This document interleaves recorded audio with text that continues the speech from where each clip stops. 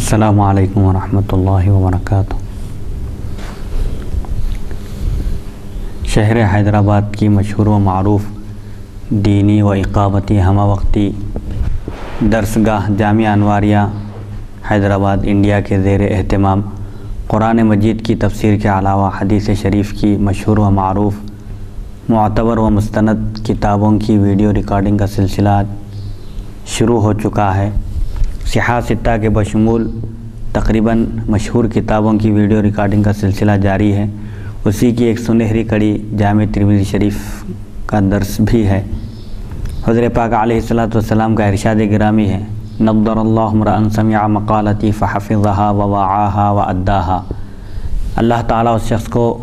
تر و تازہ رکھے، خوش و خرم رکھے، ہرا بھرا رکھے جس نے میری گفتگو سنی اور اس کو یاد کیا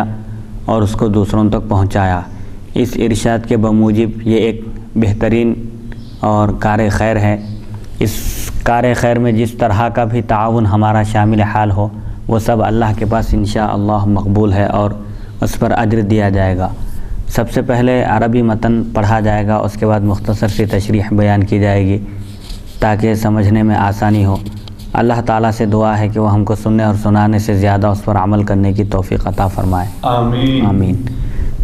حدیث نمبر 1377، باب ما جاء فی من یعتق ممالکہ عند موتہ ولیس لہ مال غیرہم۔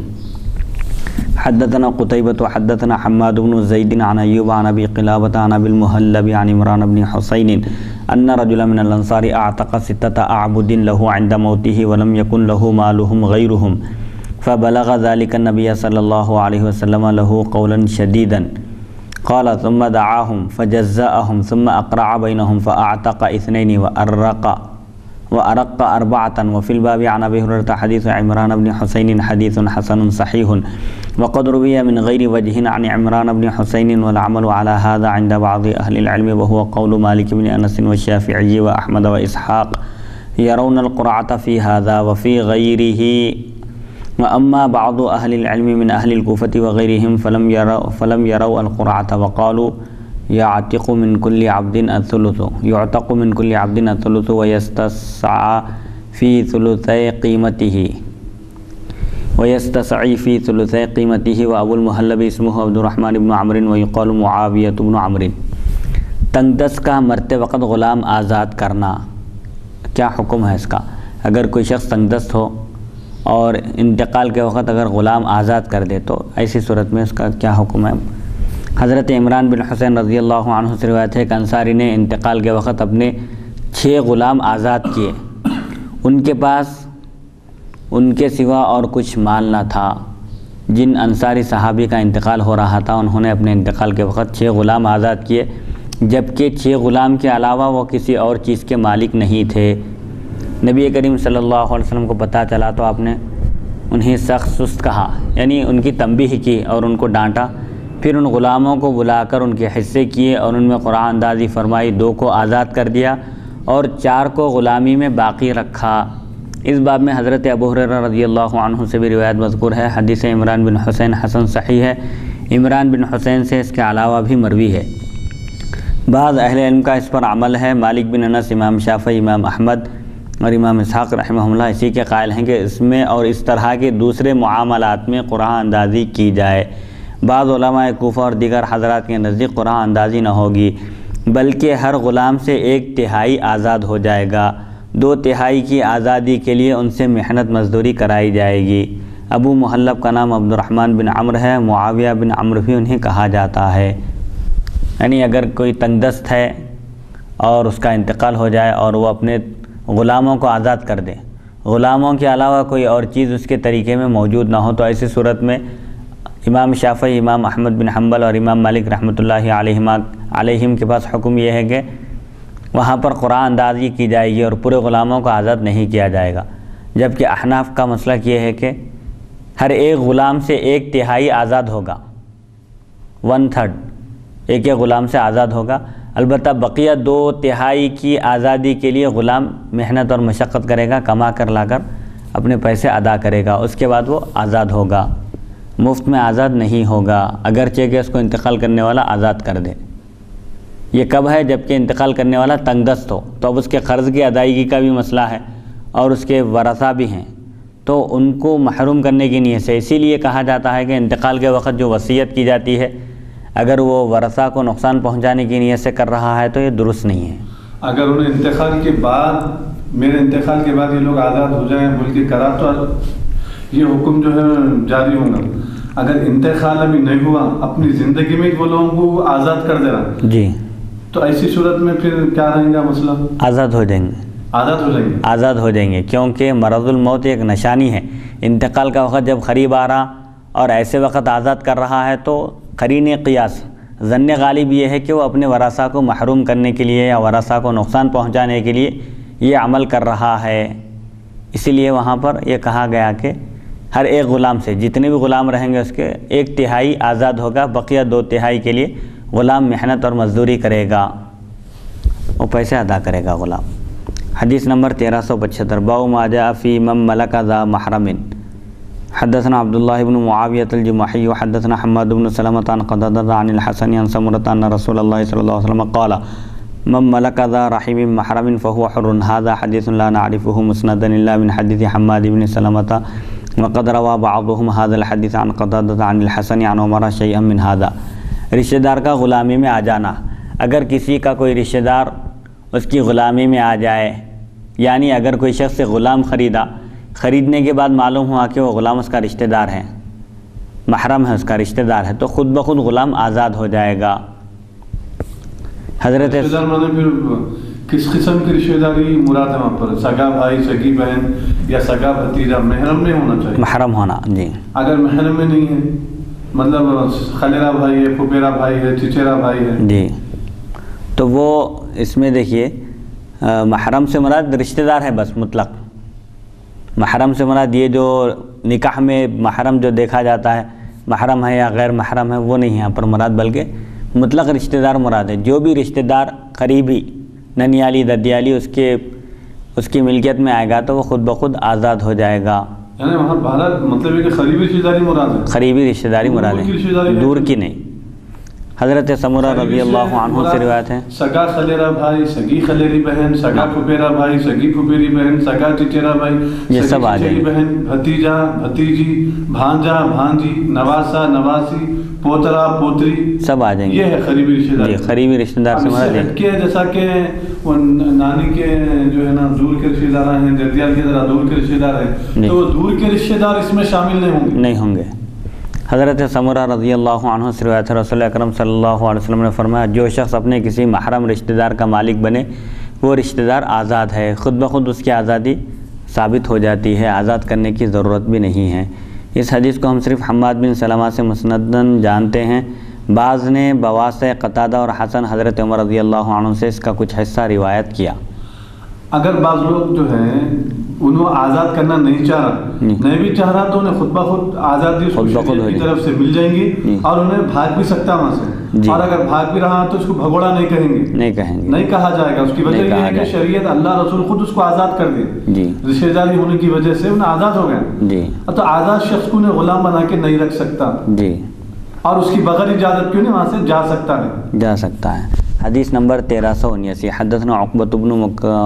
مکرم العمی البصری وغیر واحد قالوا حدثنا محمد بن بکر البرسانی عن حماد بن سلمۃ عن قتادہ وعاصم الاحولی عن الحسن عن سمرۃ عن النبی صلی اللہ علیہ وسلم قال من ملک ذا رحم محرم فهو حر ولا نعلم احدا ذکر في هذا الحديث عاصما الاحول عن حماد بن سلمۃ غیر محمد بن بکر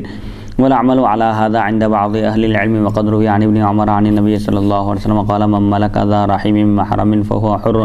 رواه ضمرة بن ربيعة سفيان الثوري عن عبد الله بن دينار عن ابن عمر عن النبي صلى الله عليه وسلم ولم يتابع ضمرة بن ربيعة على هذا الحديث وهو حديث خطأ عند اهل الحديث۔ حضرت سمرہ رضی اللہ عنہ سے روایت ہے، نبی اکرم صلی اللہ علیہ وسلم نے فرمایا جو شخص اپنے محرم رشتہ دار کی غلامی میں آ جائے وہ آزاد ہے۔ اس حدیث میں صرف محمد بن بکر نے عاصم احول کا واسطہ ذکر کیا ہے، بعض اہل علم کا اس حدیث پر عمل ہے۔ بواسطہ ابن عمر رضی اللہ عنہما بھی نبی اکرم صلی اللہ علیہ وسلم سے مروی ہے، آپ نے فرمایا جو شخص اپنے محرم رشتہ دار کی غلامی میں آ جائے تو آزاد ہو جائے گا۔ زمرہ بن ربیعہ نے بواس سے سفیان ثوری اور عبداللہ بن دینار حضرت ابن عمر رضی اللہ عنہما سے مرفوعاً روایت کیا۔ اس حدیث میں زمرہ بن ربیعہ کا کوئی متابع نہیں، محدثین کے نزدیک اس روایت میں غلطی ہوئی۔ مرفوع حدیث کہتے ہیں جس کی سند نبی کریم صلی اللہ علیہ وسلم تک پہنچے، اس کو مرفوع کہا جاتا ہے۔ تو خلاصہ یہی ہے کہ اگر کوئی اپنے محرم رشتہ دار کا، قریبی رشتہ دار کا مالک ہو جائے اور اس کا قریبی رشتہ دار اس کی غلامی میں آ جائے تو خود بخود وہ آزاد ہو جاتا ہے۔ حدیث نمبر 1380 باب ما جاء من زرع فی ارض قوم بغیر اذنہم۔ معافی چاہتا ہوں جی، یہاں بار بار مسلسل جی محرم رشتہ دار کی بات ہو رہی ہے، جی تو محرم رشتہ دار کا مطلب کیا ہے؟ یہاں پر خلیرہ پھپھیرے کی بات نہیں ہے۔ محرم بولے تو سگا بھائی، سگی بہن، سگا بھتیجا، سگا پوترا، سگی نواسی، سگا نواسا، جی محرم بول تو یہی آئیں گے نا اس میں؟ جی ہاں، یہی آئیں گے۔ تو پھر خلیرہ پھپھیرا نہیں ہے وہاں پر، نہیں آئیں گا کیونکہ ذا رحم محرمن، تو وہی تو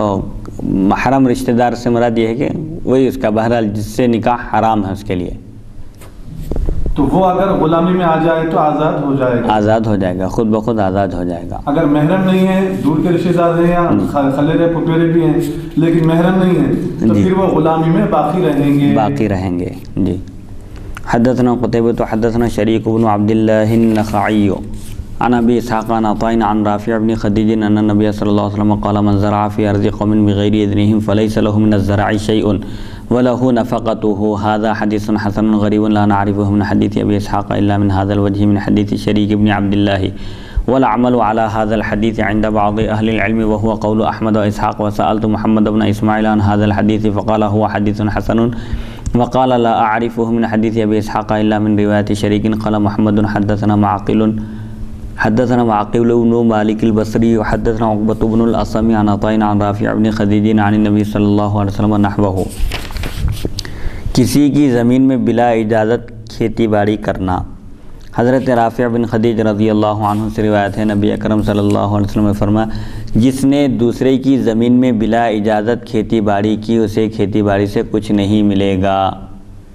صرف مزدوری ملے گی۔ یہ حدیث حسن غریب ہے۔ حدیث ابو اسحاق سے ہم اسے صرف اسی سند سے جانتے ہیں، بعض اہل علم کا اس پر عمل ہے۔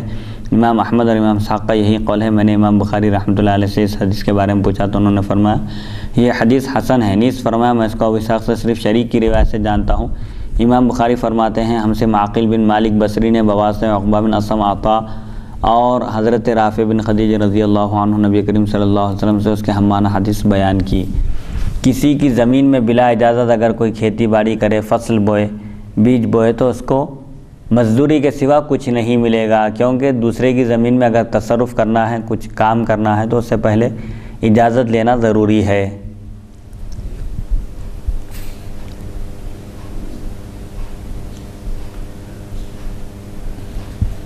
حدیث نمبر 1381 باب ما جاء في النحل والتسوية بين الولد۔ حدثنا نصر بن علي وسعيد بن عبد الرحمن المخزومي المعنى واحد قال حدثنا سفيان عن الزهري عن حميد بن عبد الرحمن وعن محمد بن النعمان بن بشير يحدثان عن النعمان بن بشير أن أباه نحل ابنا له غلاما فأتى النبي صلى الله عليه وسلم يشهده فقال أكل ولدك قد نحلته مثل ما نحلت هذا؟ قال لا، قال فردده۔ هذا حديث حسن صحيح وقد روي من غير وجه عن النعمان بن بشير، والعمل على هذا عند بعض أهل العلم يستحبون التسوية بين الولد حتى قال بعضهم يسوي بين ولده حتى في القبلة، وقال بعضهم يسوي بين ولده في النحل والعطية الذكر والأنثى سواء، وهو قول سفيان الثوري، وقال بعضهم التسوية بين الولد أن يعطى الذكر مثل حظ الأنثيين مثل قسمة الميراث، وهو قول أحمد وإسحاق۔ اولاد کو عطیہ دیتے وقت مساوات قائم رکھنا۔ اولاد کے درمیان حین حیات اگر کوئی چیز تقسیم کی جا رہی ہے، حین حیات مانے زندگی میں کوئی چیز تقسیم کی جا رہی ہے، کوئی گفٹ دیا جا رہا ہے یا تحفہ، تو اس وقت سب کو برابر دینے کا حکم ہے تاکہ کسی کی دل شکنی نہ ہو، یعنی دل کو تکلیف نہ ہو، کسی کے دل کو تکلیف نہ پہنچے۔ حضرت نعمان بن بشیر رضی اللہ عنہ سے روایت ہے ان کے والد نے اپنے ایک لڑکے کو ایک غلام عطیہ دیا، تحفتاً دیا، اور نبی کریم صلی اللہ علیہ وسلم کے پاس آپ کو گواہ بنانے حاضر ہوئے۔ آپ نے فرمایا کیا تم نے اپنے تمام لڑکوں کو اس طرح کا عطیہ دیا ہے؟ عرض کیا نہیں، آپ نے فرمایا اسے بھی واپس لے لو۔ یہ حدیث حسن صحیح ہے، حضرت نعمان بن بشیر رضی اللہ عنہ سے کئی سندوں سے مروی ہے۔ اہل علم کا اس پر عمل ہے کہ اولاد میں برابری مستحب ہے، یہاں تک کہ بعض علماء کے نزدیک چومنے میں بھی برابری چاہیے، بوسہ دینے میں بھی اولاد کو۔ بعض علماء فرماتے ہیں عطیات دینے میں لڑکے اور لڑکیاں دونوں برابر ہیں۔ زندگی میں اگر کوئی چیز تقسیم کی جا رہی ہے، تحفہ دیا جا رہا ہے، عطیہ دیا جا رہا ہے، تو چاہے لڑکا ہو یا لڑکی، دونوں کو برابر برابر دیا جائے۔ جبکہ انتقال کے بعد جب میراث تقسیم ہوگی تو وہاں شریعت کا حکم چلے گا، اور شریعت کا حکم یہ ہے کہ لڑکے کو 2 حصے دیے جائیں اور لڑکی کو 1 حصہ، وہاں الگ ہے حکم۔ لیکن زندگی میں اگر دے رہے ہیں تو مساوات کو قائم رکھنا بہتر ہے، ضروری ہے۔ مساوات مانے برابری کو، سب کو برابر دینا چاہیے تاکہ کسی کے درمیان اختلاف نہ ہو۔ سفیان ثوری رحمۃ اللہ علیہ کا یہی قول ہے۔ کچھ علماء کے نزدیک مساوات یہ ہے کہ لڑکوں کو میراث کی طرح یہاں بھی دگنا دیا جائے۔ بعض علماء کہتے ہیں، امام احمد اور امام اسحاق رحمہ اللہ کا یہی قول ہے۔ امام احمد بن حنبل رحمۃ اللہ علیہ فرماتے ہیں کہ جس طرح میراث تقسیم ہوتی ہے تو لڑکی کو 1 حصہ اور لڑکے کو 2 حصے دیے جاتے ہیں، اسی طرح زندگی میں اگر کوئی تحفہ دے رہے ہیں، ہبہ کر رہے ہیں، عطیہ دے رہے ہیں تو اس میں بھی اس کا لحاظ رکھا جائے۔ لیکن احناف کے پاس یہ ہے کہ زندگی میں اگر تقسیم کر رہے ہیں، تحفہ دے رہے ہیں، عطیہ دے رہے ہیں تو اولاد کے درمیان برابر تقسیم کرنا چاہیے تاکہ کسی کا دل نہ ٹوٹے اور آپس میں اختلافات نہ ہوں۔ یا لڑکا ہو یا لڑکی ہو، لڑکا ہو یا لڑکی، سب کو برابر دینا چاہیے۔ حدیث نمبر 1383، باب ما جاء فی الشفاعۃ۔ حدثنا علی بن حجر حدثنا اسماعیل بن علیۃ عن سعید عن قتادہ عن الحسن عن سمرۃ قال قال رسول اللہ صلی اللہ علیہ وسلم جار الدار احق بالدار قال ابو عیسیٰ وفی الباب عن الشرید وابی رافع وانس حدیث سمرۃ حدیث حسن صحیح وقد روى عیسیٰ بن یونس عن سعید بن ابی عروبۃ عن قتادہ عن انس عن النبی صلی اللہ علیہ وسلم مثلہ وروی عن سعید بن ابی عروبۃ عن قتادہ عن الحسن عن سمرۃ عن النبی صلی اللہ علیہ وسلم والصحیح عند اہل العلم حدیث الحسن عن سمرۃ ولا نعرف حدیث قتادہ عن انس الا من حدیث عیسیٰ بن یونس وحدیث عبد اللہ بن عبد الرحمن الطائفی عن عمرو بن الشرید عن ابیہ عن النبی صلی اللہ علیہ وسلم فی هذا الباب هو حدیث حسن وروى ابراہیم بن میسرۃ عن عمرو بن الشرید عن ابی رافع عن النبی صلی اللہ علیہ وسلم سمعت محمد یقول کلا الحدیثین عندی صحیح۔ حق شفاعہ، شفاعہ کہتے ہیں اگر کسی کی زمین سے کسی دوسرے شخص کی زمین متصل ہے یا کسی کے مکان سے دوسرے کا مکان متصل ہے، متصل مانے لگا ہوا ہے، ملا ہوا ہے، تو ایسی صورت میں اگر کوئی شخص اپنا پلاٹ بیچنا چاہے یا اپنا مکان بیچنا چاہے، اپنی زمین بیچنا چاہے تو سب سے پہلے اس کی زمین سے جو متصل ہے، ملی ہوئی ہے زمین یا مکان جو ملا ہوا ہے، پہلے اس کا حق ہے۔ پہلے اس سے پوچھنا چاہیے کہ بھئی میں یہ مکان فروخت کر رہا ہوں، آپ خریدیں گے؟ اگر نہیں بلکہ بولا اپنے حق سے دستبردار ہو گیا، چھوڑ دے اپنے حق کو، وہ تو پھر کسی دوسرے کو بیچ سکتا ہے۔ کیا رہنمائی ہے دیکھ اسلام کی؟ جی، یعنی اتنا لحاظ رکھا گیا ہے پڑوسی کا کہ اگر زمین بھی بیچ رہا ہے تو پہلے پڑوسی سے پوچھنا ہے۔ اگر پوچھے بغیر بیچ دیا تو مقدمہ دائر کر سکتا ہے عدالت میں پڑوسی، جبکہ انہیں جو قیمت میں بیچنا چاہ رہا وہ قیمت دینے کے لیے میں تیار ہوں، جی، اس کے باوجود بھی میرے کو نہیں دے رہا۔ تو اس وقت کیا ہے، یہ حق شفاء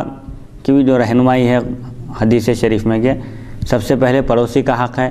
پڑوسی کو بیچنا چاہیے۔ اگر پڑوسی انکار کر دے لینے سے اور کہے کہ مجھے ضرورت نہیں ہے، اب جس کو چاہے بیچ دو، تو اس وقت پھر آپ کسی کو بھی بیچ سکتے۔ تو اب یہاں جو حدیث میں حضور کا جو ارشاد مبارک ہے کہ پہلے پڑوسی سے پوچھا جائے، جی، تو پھر صرف پڑوسی کا مطلب کیا رہے گا؟ یعنی سیدھی جانب کتنے گھر ہونی چاہیے، بائیں جانب کتنے گھر ہونی چاہیے، پیچھے کے حصے میں کتنے گھر ہونے چاہیے، سامنے کے حصے میں کتنے گھر ہونے چاہیے؟ نہیں، وہ جو دوسری چیزوں میں جیسے تحفے تحائف دینے میں ہے یا کوئی اچھی چیز پکائے تو اس میں پڑوسیوں کا جو خیال کرنے کا حکم ہے، اس میں ایک حد بندی الگ ہے، اور اس میں جو ہے جس کے مکان سے اپنا مکان متصل ہے، لگا ہوا، ہاں، اس میں اور ایک چیز یہ بھی ہو سکتی ہے کہ دونوں مل کر اگر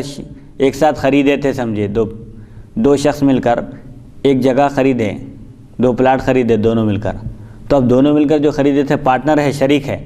یہ کب ہے؟ یہ دونوں کا راستہ اگر ایک ہے تو ہے۔ اس وقت سب سے پہلے جس شریک کے ساتھ وہ خریدا تھا اس کے ساتھ پوچھنا چاہیے، اس سے پہلے پوچھنا چاہیے۔ اگر وہ دستبردار ہو جائے، اپنا حق چھوڑ دے، تو پھر کسی کو بھی بیچ سکتا ہے۔ پہلے عموماً یہ ہوتا تھا کہ راستہ ایک ہوتا تھا،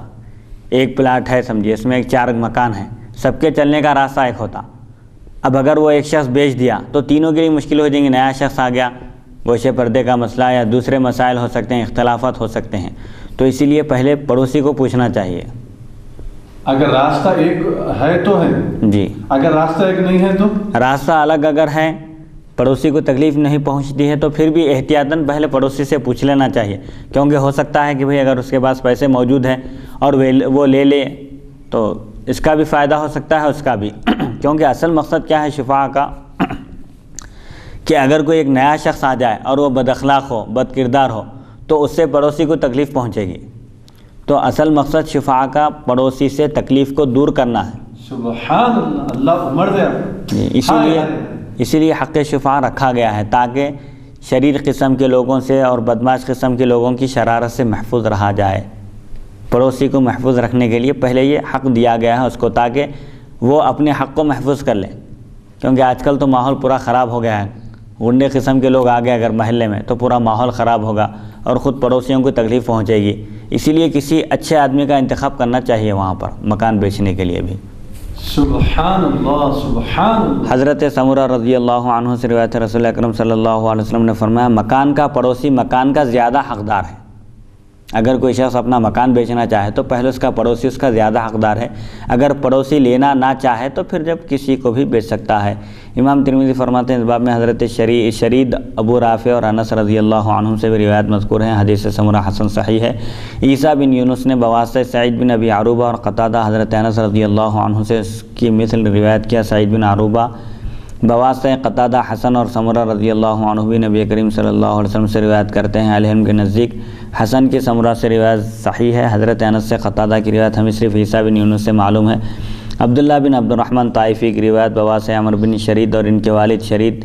نبی اکرم صلی اللہ علیہ وسلم سے حسن ہے۔ ابراہیم بن میسرہ بواسطہ عمر بن شرید اور ابو رافع نبی اکرم صلی اللہ علیہ وسلم سے روایت کرتے ہیں۔ میں نے امام بخاری رحمۃ اللہ علیہ سے سنا، فرماتے ہیں میرے نزدیک دونوں حدیثیں صحیح ہیں۔ حدیث نمبر 1383، باب ما جاء فی الشفاعۃ للغائب۔ حدثنا قتيبة حدثنا خالد بن عبد الله الواسطي عن عبد الملك بن ابي سليمان عن عطاء عن جابر قال قال رسول الله صلى الله عليه وسلم الجار احق بشفاعته ينتظر به وان كان غائبا اذا كان طريقهما واحدا۔ هذا حديث حسن غريب ولا نعلم احدا روى هذا الحديث غير عبد الملك بن ابي سليمان عن عطاء عن جابر، وقد تكلم شعبة في عبد الملك بن ابي سليمان من اجل هذا الحديث، وعبد الملك هو ثقة مأمون عند أهل الحديث لا نعلم أحدا تكلم فيه غير شعبة من أجل هذا الحديث، وقد روى وكيع عن شعبة عن عبد الملك هذا الحديث، وروي عن ابن المبارك عن سفيان الثوري قال عبد الملك بن أبي سليمان ميزان يعني في العلم والعمل على هذا عند أهل العلم أن الرجل أحق بشفاعته وإن كان غائبا فإذا قدم فله الشفاعة وإن تطاول ذلك۔ غائب کے لیے حق شفاع، ایک شخص اپنا مکان بیچنا چاہتا ہے لیکن اس کا پڑوسی جس کو حق شفاع حاصل ہے وہ موجود نہیں ہے، سفر میں گیا ہوا ہے اور مستقر پر نہیں ہے، تو کیا حکم ہے؟ انتظار کیا جائے گا اس کا وقت؟ اگرچہ کہ سخت ضرورت ہو تو پھر مسائل بدل جائیں گے، ایسا جیسا کہ اب انہیں مکان بیچنا چاہ رہا ہوں جی، پڑوسی جو ہے سفر کے لیے گیا ہوا ہے جی، اب انہیں آنے میں وقت ہے جی، کیونکہ اس زمانے میں تو فون وغیرہ نہیں تھا، اس زمانے میں فون ہے، اگر فون کے ذریعے کانٹیکٹ ہو سکتا ہے، رابطہ ہو سکتا ہے تو ٹھیک ہے، اگر نہیں ہو رہا اور اس کا والد والدہ یا خود جو ہے ہاسپٹل میں ایڈمٹ ہیں اور کینسر کا مریض ہے، ہارٹ کا مریض ہے اور اس کو اب اس وقت پیسے بننے کا ہے 10 لاکھ روپے ہے نا، اس وقت ایڈوانس بطور ایڈوانس جو ہے دواخانے میں پیسے بننا ہے، اسی طریقے سے کوئی بھی ایسی سخت ضرورت ہو کہ وہاں پر ایڈوانس میں اب پیسے دینا بے انتہا ضروری ہے، لازم ہے، تو ایسی صورت میں پھر مسائل کیا بدل جائیں گے شریعت کے؟ پہلی بات پڑوسی کیا ہے تو قریب میں نہیں ہے اور فون کے ذریعے بھی اس سے کانٹیکٹ نہیں ہو رہا، اور پھر پڑوسی جو ہے ایک مشت پیسے دینے کے لیے تیار نہیں ہے، جبکہ اس کو ضرورت ہے، ایمرجنسی جتنے پیسوں کی ضرورت ہے اتنے پیسے جو ہے پڑوسی نہیں دے سک رہا، تو پھر ایسی صورت میں دوسروں کو کیا بیچا جا سکتا ہے اسلام میں؟ جی، پہلی بات تو یہ ہے کہ پہلے زمانے میں چونکہ فون کی سہولت نہیں تھی اور اب جو سہولتیں ہیں انٹرنیٹ کی، فون کی، ہر ایک شخص کہاں ہیں، کس حال میں ہے، اب ہر چیز ریکارڈ ہو رہی ہے، تو اس لحاظ سے پہلی چیز تو یہ ہے کہ اسے رابطہ ہونا ممکن نہیں ہے، یہ خود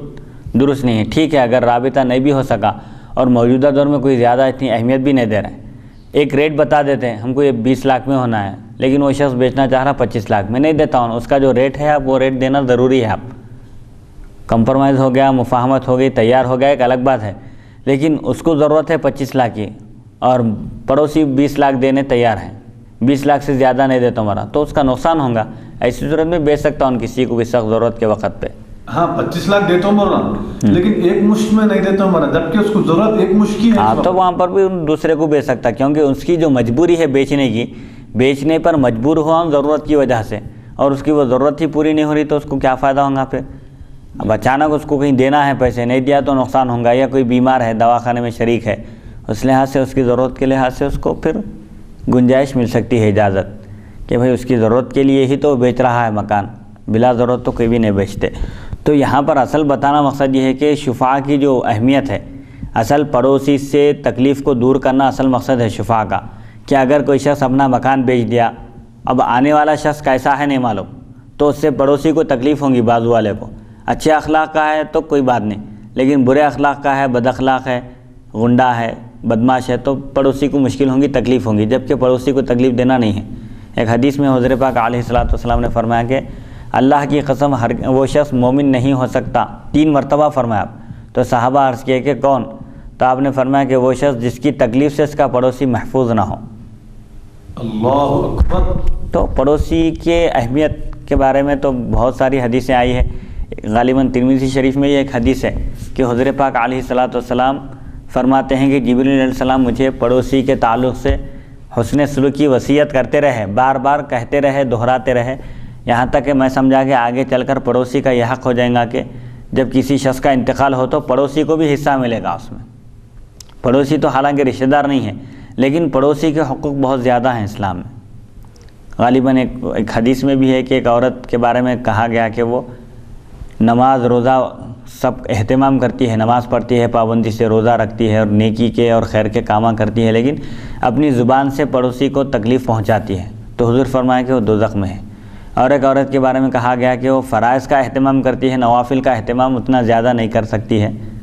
کرتی ہے، لیکن اپنی زبان سے اپنی پڑوسیوں کو تکلیف نہیں پہنچاتی، تو حضور فرمایا کہ وہ جنت میں ہے۔ تو پڑوسیوں کے بہت زیادہ حقوق ہیں، اسی وجہ سے یہ حق شفاعہ دیا گیا۔ حالانکہ عقل اس بات کو نہیں مانتی، آپ کا مکان ہے، آپ کا پلاٹ ہے، آپ کی زمین ہے، آپ جس کو چاہیں بیچیں، لیکن شریعت کے یہ رہنمایانہ اصول ہیں کہ آپ خود بھی تکلیف نہیں اٹھانا اور کسی دوسرے کو بھی تکلیف نہیں دینا۔ اسلام کا مقصد یہی ہے۔ حضرت جابر رضی اللہ عنہ سے روایت ہے، رسول اکرم صلی اللہ علیہ وسلم نے فرمایا پڑوسی اپنے شفیع کا زیادہ حقدار ہے، اس کا انتظار کیا جائے گا اگرچہ کہ غائب ہو، جبکہ دونوں کا راستہ ایک ہو۔ یہ حدیث حسن غریب ہے، عبد الملک بن ابی سلیمان کے سوا ہم کسی دوسرے کو نہیں جانتے جس نے بواسطہ عطا حضرت جابر رضی اللہ عنہ سے روایت کیا ہو۔ شعبہ نے اس حدیث کے سبب عبد الملک بن ابی سلیمان کے بارے میں کلام کیا ہے۔ بواسطہ ابن مبارک سفیان ثوری سے منقول ہے کہ عبد الملک بن ابی سلیمان علم میں ترازو ہیں، یعنی عبد الملک بن سلیمان جو ایک راوی ہیں ان کے بارے میں شعبہ نے کلام کیا، ان پر جرح کی ہے، لیکن دوسرے محدثین ابن مبارک رحمۃ اللہ علیہ جو امام بخاری کے بھی استاد ہیں، سفیان ثوری یہ بھی امام بخاری کے شیوخ میں سے ہیں، استاذ کے استاد ہیں، یہ لوگ فرماتے ہیں کہ عبد الملک بن ابی سلیمان علم میں ترازو ہیں، یعنی علم میں ان کا اونچا مقام ہے۔ تو ایک راوی پر کوئی تنقید کرتے ہیں اور اسی راوی کو کوئی عادل قرار دیتے ہیں، تو جب جرح کی جاتی ہے تو جرح بھی واضح ہونا ہے۔ ایک شرط یہ بھی ہے، کسی راوی پر جب کلام کیا جاتا ہے تو ان پر کلام کرنے کی وجہ کیا ہے، اس کے وجوہات اور اسباب بھی بیان کرنا پڑتا۔ غیر مبہم جرح ہے تو وہ قبول نہیں کی جائیں گی۔ اہل علم کے نزدیک اس حدیث پر عمل ہے کہ آدمی اپنے شفیع کا زیادہ حقدار ہے، اگرچہ کہ غائب ہو، واپس آنے پر شفاعہ کا حق حاصل ہوگا، اگرچہ یہ مدت کتنی ہی طویل ہو۔ اب چونکہ مواصلات کے اسباب فراہم ہیں، اس دور میں مشکلات تھے، اگر کوئی شخص کہیں جاتا تو اس کے آنے تک اس کے بارے میں کوئی اطلاع نہیں رہتی تھی، لیکن آج ہر حرکت اس کی سامنے ہے، سب فون کے ذریعے معلوم ہو جاتا ہے، اسٹیشن پہنچ گئے، ٹرین مل گئی، سیٹ مل گئی، بیٹھ گئے، پہنچ گئے، آ رہے ہیں جا رہے ہیں سب۔ اب اس دور میں کوئی مشکل نہیں رہی، یہ چیزیں سب آسان ہو گئی ہیں۔ حدیث نمبر 1384، اذا حدت الحدود ووقعت السهام فلا شفاعۃ۔ حدثنا عبد بن حمید حدثنا عبد الرزاق حدثنا معمر عن الزهري عن ابي سلمة بن عبد الرحمن عن جابر بن عبد الله قال قال رسول الله صلى الله عليه وسلم اذا وقعت الحدود وصرفت الطرق فلا شفاعة. هذا حديث حسن صحيح وقد رواه بعضهم مرسلا عن ابي سلمة عن النبي صلى الله عليه وسلم والعمل على هذا عند بعض اهل العلم من اصحاب النبي صلى الله عليه وسلم منهم عمر بن الخطاب وعثمان بن عفان وبه يقول بعض فقهاء التابعين مثل عمر بن عبد العزيز وغيره وهو قول اهل المدينة منهم يحيى بن سعيد الانصاري وربيعة بن ابي عبد الرحمن ومالك بن انس وبه يقول الشافعي واحمد واسحاق لا يرون الشفاعة الا للخليط ولا يرون للجار شفاعة اذا لم يكن خليطا. وقال بعض اهل العلم من اصحاب النبي صلى الله عليه وسلم وغيرهم الشفاعة للجار واحتجوا بالحديث المرفوع يعني النبي صلى الله عليه وسلم جار الدار احق بالدار وقال الجار احق بسقبه وهو قول ثوری وابن المبارک واہل الکوفۃ. حدود اور حصے مقرر ہونے پر حق شفاعہ باقی نہیں رہتا، یعنی جب حد بندی ہو جائے، مکان کی پلاٹ کی سب حد بندی ہو جائے اور حصے جس کے اس کو مل جائیں، تقسیم ہو جائے، تقسیم عمل میں آ جائے، راستے الگ ہو جائیں، تو اب پھر حق شفاعہ باقی نہیں رہتا، کوئی شفاعہ کی وجہ سے حق کا مطالبہ نہیں کر سکتا۔ یہ شفاعہ کا حق کب حاصل ہے؟ دونوں مل کر خریدے تھے، راستہ ایک تھا تو اس وقت تھا یہ، اب راستے الگ ہو گئے ہیں، حد بندی ہو گئی ہے، جس کا حصہ اس کو مل گیا ہے، تو ایسی صورت میں پھر حق شفاعہ کا مطالبہ نہیں کیا جا سکتا۔ حضرت جابر بن عبداللہ رضی اللہ عنہ سے روایت ہے، رسول اکرم صلی اللہ علیہ وسلم نے فرمایا جب حدیں مقرر ہو جائیں اور راستے پھیر دیے جائیں تو شفاعہ کا حق نہیں ہے۔ یہ حدیث حسن صحیح ہے، بعض روات نے اسے بواسطہ ابو سلمہ نبی اکرم صلی اللہ علیہ وسلم سے مرسل روایت کیا ہے۔ بعض صحابہ اکرام جن میں حضرت عمر بن خطاب اور عثمان بن عفان بھی شامل ہیں، ان کا اس حدیث پر عمل ہے۔ مرسل سے مراد یہ ہے کہ ایک راوی روایت کر رہے ہیں اپنے حضور پاک علیہ الصلوۃ والسلام اور اپنے درمیان ایک واسطہ چھوڑ کر اگر روایت کریں تو اس روایت کو مرسل کہتے ہیں۔ بعض تابعین فقہا جیسے حضرت عمر بن عبدالعزیز وغیرہ رحمہ اللہ بھی یہی کہتے ہیں۔ اہل مدینہ کا بھی یہی قول ہے، ان میں یحییٰ بن سعید انصاری، ربیعہ بن ابی عبد الرحمن اور مالک بن انس رحمہ اللہ بھی شامل ہیں۔ امام شافعی، امام احمد، امام اسحاق رحمہ اللہ بھی اسی کے قائل ہیں کہ شفاعہ صرف شریک کے لیے ہے، پڑوسی اگر شریک نہ ہو تو اسے حق شفاعہ حاصل نہیں ہوگا۔ بعض صحابہ کرام اور دیگر علماء فرماتے ہیں پڑوسی کو حق شفاعہ حاصل ہے۔ ان حضرات نے مرفوع حدیث سے استدلال کیا، نبی کریم صلی اللہ علیہ وسلم نے فرمایا مکان کا پڑوسی مکان کا زیادہ حق رکھتا ہے، نیز آپ نے فرمایا ہمسایہ قربت کی وجہ سے زیادہ حقدار ہے۔ سفیان ثوری، ابن مبارک اور اہل کوفہ رحمہ اللہ اسی کے قائل ہیں۔ حدیث نمبر 1385 باب ما جاء ان الشریک شفیع۔ حدثنا یوسف بن عیسیٰ حدثنا الفضل بن موسیٰ عن ابی حمزة السکری عن ابی حمزة السکری عن عبد العزیز بن رفیع عن ابن ابی ملیکۃ عن ابن عباس قال قال رسول اللہ صلی اللہ علیہ وسلم الشریک شفیع والشفاعة فی کل شیء۔ هذا حدیث لا نعرفه مثل هذا الا من حدیث ابی حمزة السکری وقد روى غير واحد هذا الحديث عن عبد العزيز بن رفيع عن ابن مليكة عن النبي صلى الله عليه وسلم مرسلا وهذا اصح۔ شریک کے لیے حق شفاعہ۔ حضرت ابن عباس رضی اللہ عنہما سے روایت ہے، رسول اکرم صلی اللہ علیہ وسلم نے فرمایا شریک شفاعہ کا مستحق ہے اور شفاعہ ہر غیر منقولہ چیز میں ہوتا ہے۔ ہم اسے صرف ابو حمزہ سکری کی روایت سے پہچانتے ہیں۔ کئی افراد نے یہ حدیث بواسطہ عبدالعزیز بن رفیع اور ابن ابی ملیکہ نبی کریم صلی اللہ علیہ وسلم سے مرسل روایت کی اور یہ زیادہ صحیح ہے۔ حدیث نمبر 1386 حدثنا حناد حدثنا ابو بکر بن عیاش عن عبد العزیز بن رفیع عن ابن ملیکۃ عن النبی صلی اللہ علیہ وسلم نحوه بمعناه وليس فيه عن ابن عباس وهكذا روى غير واحد عن عبد العزیز بن رفیع مثل هذا ليس فيه عن ابن عباس وهذا صح من حديث ابي حمزة وابو حمزة ثقة يمكن ان يكون الخطأ من غير ابي حمزة۔ حناد نے بواسطہ ابو بکر بن عیاش، عبدالعزیز بن رفیع اور ابن ابی ملیکہ نبی کریم صلی اللہ علیہ وسلم سے اس کے ہمانہ حدیث روایت کی۔ حضرت ابن عباس رضی اللہ عنہما کا واسطہ مذکور نہیں۔ کئی دوسرے افراد نے بھی عبدالعزیز بن رفیع سے بے واسطہ ابن عباس اس کی مثل روایت کیا۔ ابو حمزہ کی روایت سے یہ زیادہ صحیح ہے، ابو حمزہ ثقہ ہیں، ممکن ہے کسی دوسرے سے غلطی واقع ہوئی ہو۔ حدیث نمبر 1387 حدثنا حناد حدثنا ابو الاحوص عن عبد العزیز بن رفیع عن ابن ملیکۃ عن النبی صلی اللہ علیہ وسلم نحو حدیث ابی بکر بن عیاش وقال اکثر اہل العلم انما یکون الشفاعة فی الدور والارضین ولم يروا الشفاعة في كل شيء وقال بعض أهل العلم الشفاعة في كل شيء والقول الأول أصح۔ حناد نے بواسطہ ابو احوص عبدالعزیز بن رفیع اور ابن ابی ملیکہ نبی اکرم صلی اللہ علیہ وسلم سے ابو بکر بن عیاش کی روایت کی مثل روایت کی۔ اکثر علماء فرماتے ہیں شفاعہ مکانات اور زمین میں ہوتا ہے، ہر چیز میں شفاعہ نہیں، جبکہ بعض علماء کے نزدیک ہر چیز میں شفاعہ ہے، لیکن پہلا قول زیادہ صحیح ہے کہ شفاعہ صرف مکانات اور زمین میں ہوتا ہے،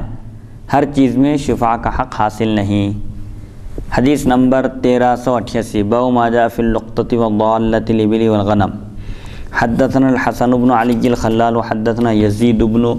هارون وعبد الله بن نمير عن سفيان عن سلمة بن كهيل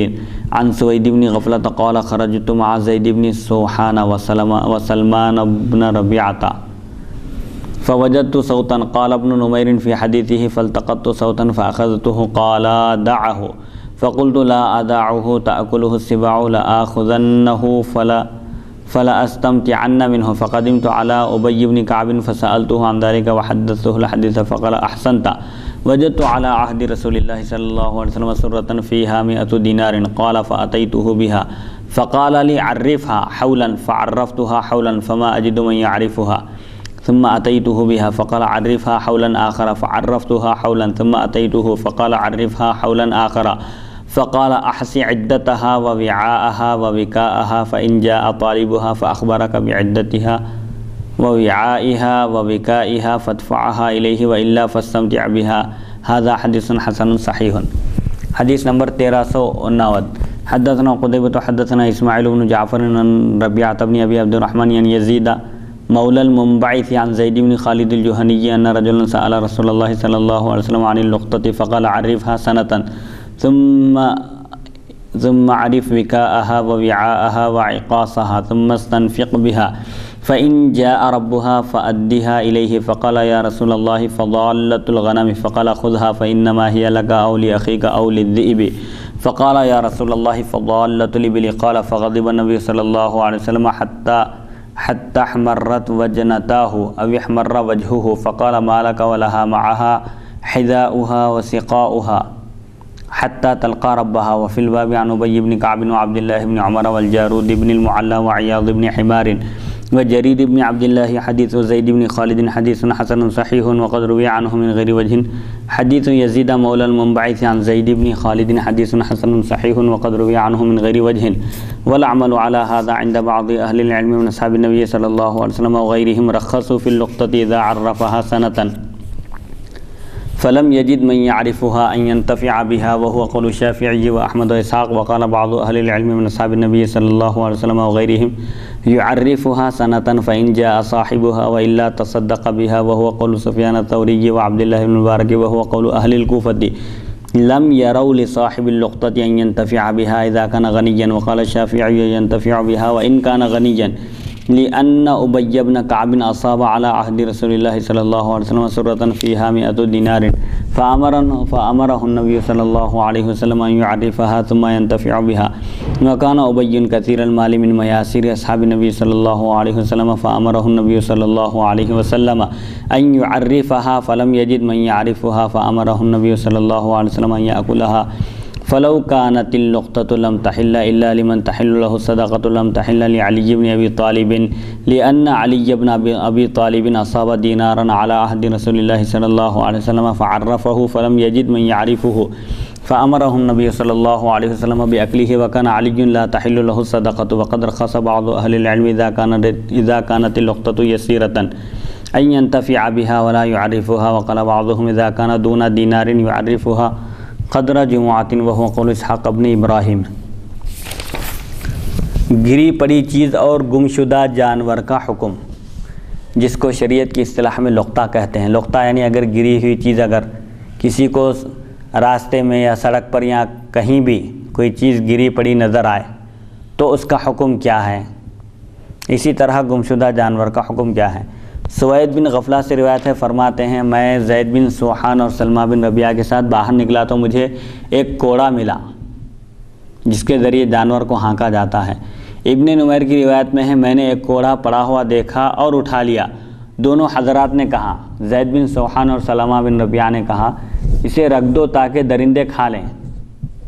میں نے کہا درندوں کے کھانے کے لیے نہیں چھوڑوں گا بلکہ اسے لوں گا اور اسے نفع اٹھاؤں گا۔ پھر میں حضرت ابی بن کعب رضی اللہ عنہ کے پاس آیا اور ان سے اس کے بارے میں پوچھا، ان سے پورا واقعہ عرض کیا۔ انہوں نے فرمایا تم نے اچھا کیا، مجھے نبی اکرم صلی اللہ علیہ وسلم کے زمانہ اقدس میں ایک تھیلی ملی تھی جس میں 100 دینار تھے، میں اسے لے کر حضور اکرم صلی اللہ علیہ وسلم کی خدمت میں حاضر ہوا۔ آپ نے فرمایا 1 سال اس کی تشہیر کرو، اس کا اعلان کرو کہ یہ تھیلی کس کی ہے۔ اب اس کے طریقے یہ ہے بیان کرنے کے کہ اگر کسی کی رقم مل جائے، پیسے مل جائے تو کتنے ہیں نہیں بناؤ، اس کی نشاندہی کر کے لے لیں۔ جیسے عام طور پر مساجد میں اعلان ہوتا ہے، وضو کرتے وقت لوگ اینک بھول جاتے ہیں یا گھڑی بھول جاتے ہیں تو اس کا اعلان ہوتا ہے، تو بتا کر اعلان نہیں کرنا۔ بتا کر اعلان کیا تو ہر شخص دعویٰ کرے گا کہ میری ہے، بلکہ جس شخص کی وہ چیز گم ہوئی ہے اس کو اس کی نشانی یاد رہنا چاہیے، وہ نشانی بتا کر حاصل کر سکتا ہے، واپس لے سکتا ہے۔ آپ نے فرمایا 1 سال اس کی تشہیر کرو۔ میں نے 1 سال تشہیر کی، 1 سال تک اعلان کیے۔ جن مقامات پر لوگوں کا اجتماع ہوتا ہے، ازدحام ہوتا ہے، جمع ہوتے ہیں، لوگوں کے مجمع میں پہنچ کر اس کا اعلان کیے کہ بھئی ایک تھیلی ملی ہے، وہ کس کی ہے اور اس میں کیا ہے،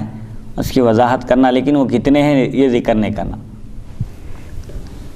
مجھے اس کا پہچاننے والا کوئی نہ ملا تو پھر میں حاضر خدمت ہوا۔ 1 سال تک اس کی تشہیر کرنے کے بعد، 1 سال تک اس کا اعلان کرنے کے باوجود اس کا مالک مجھے نہیں ملا تو پھر میں حاضر خدمت ہوا۔ آپ نے فرمایا 1 سال اور تشہیر کرو۔ میں نے 1 سال مزید تشہیر کی، پھر لے کر حاضر بارگاہ ہوا۔ آپ نے فرمایا مزید 1 سال اعلان کرو، 1 سال اس کی تشہیر کرو۔ نیز فرمایا اس کی تعداد، ظرف اور جس رسی وغیرہ سے باندھی ہوئی اس کو ذہن نشین رکھو،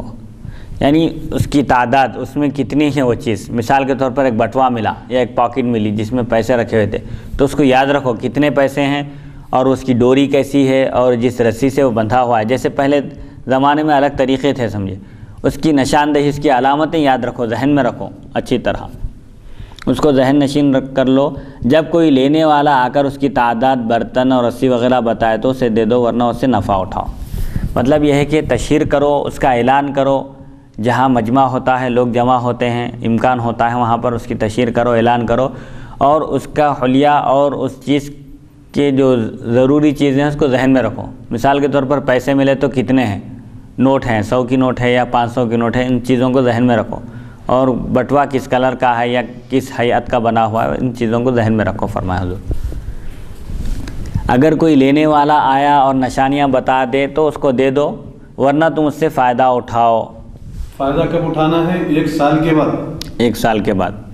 اور آگے اس کی تشریح آ رہی ہے اور اس میں جو اختلاف ہے ائمہ کے درمیان کے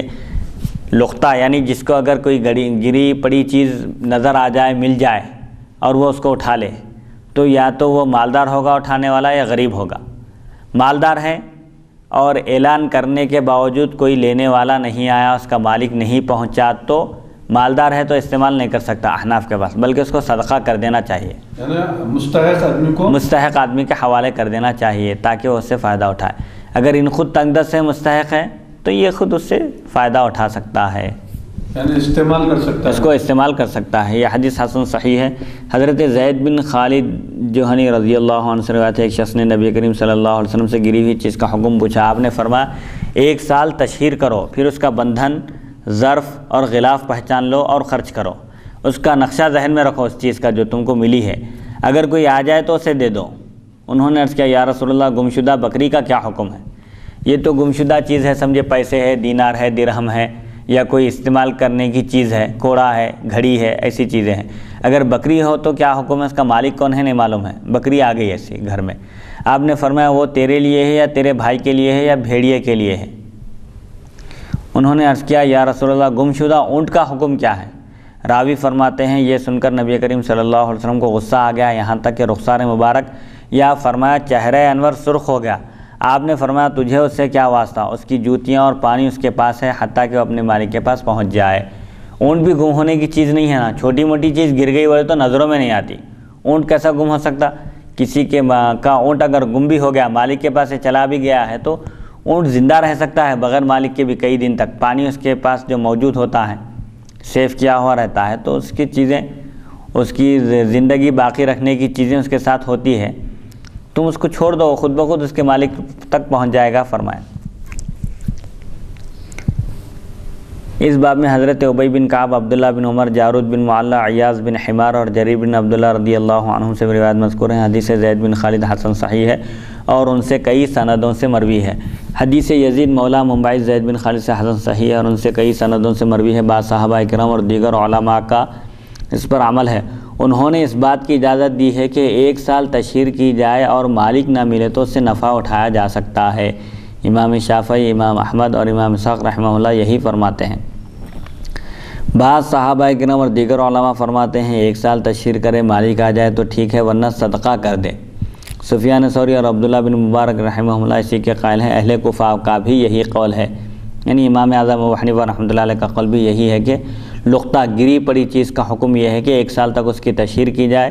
اگر مالک آ جائے اور اس کی نشانیاں بتا دے تو اس کو وہ دے دے، اور اگر نہ آئے، اس کا مالک نہ پہنچے تو پھر ایسی صورت میں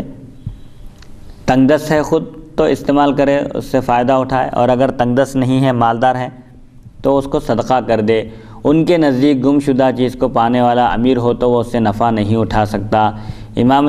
شافعی فرماتے ہیں اگرچہ مالدار ہو نفع اٹھا سکتا ہے، کیونکہ حضرت ابی بن کعب رضی اللہ عنہ نے نبی کریم صلی اللہ علیہ وسلم کے زمانے اقدس میں ایک تھیلی پائی جس میں 100 دینار تھے۔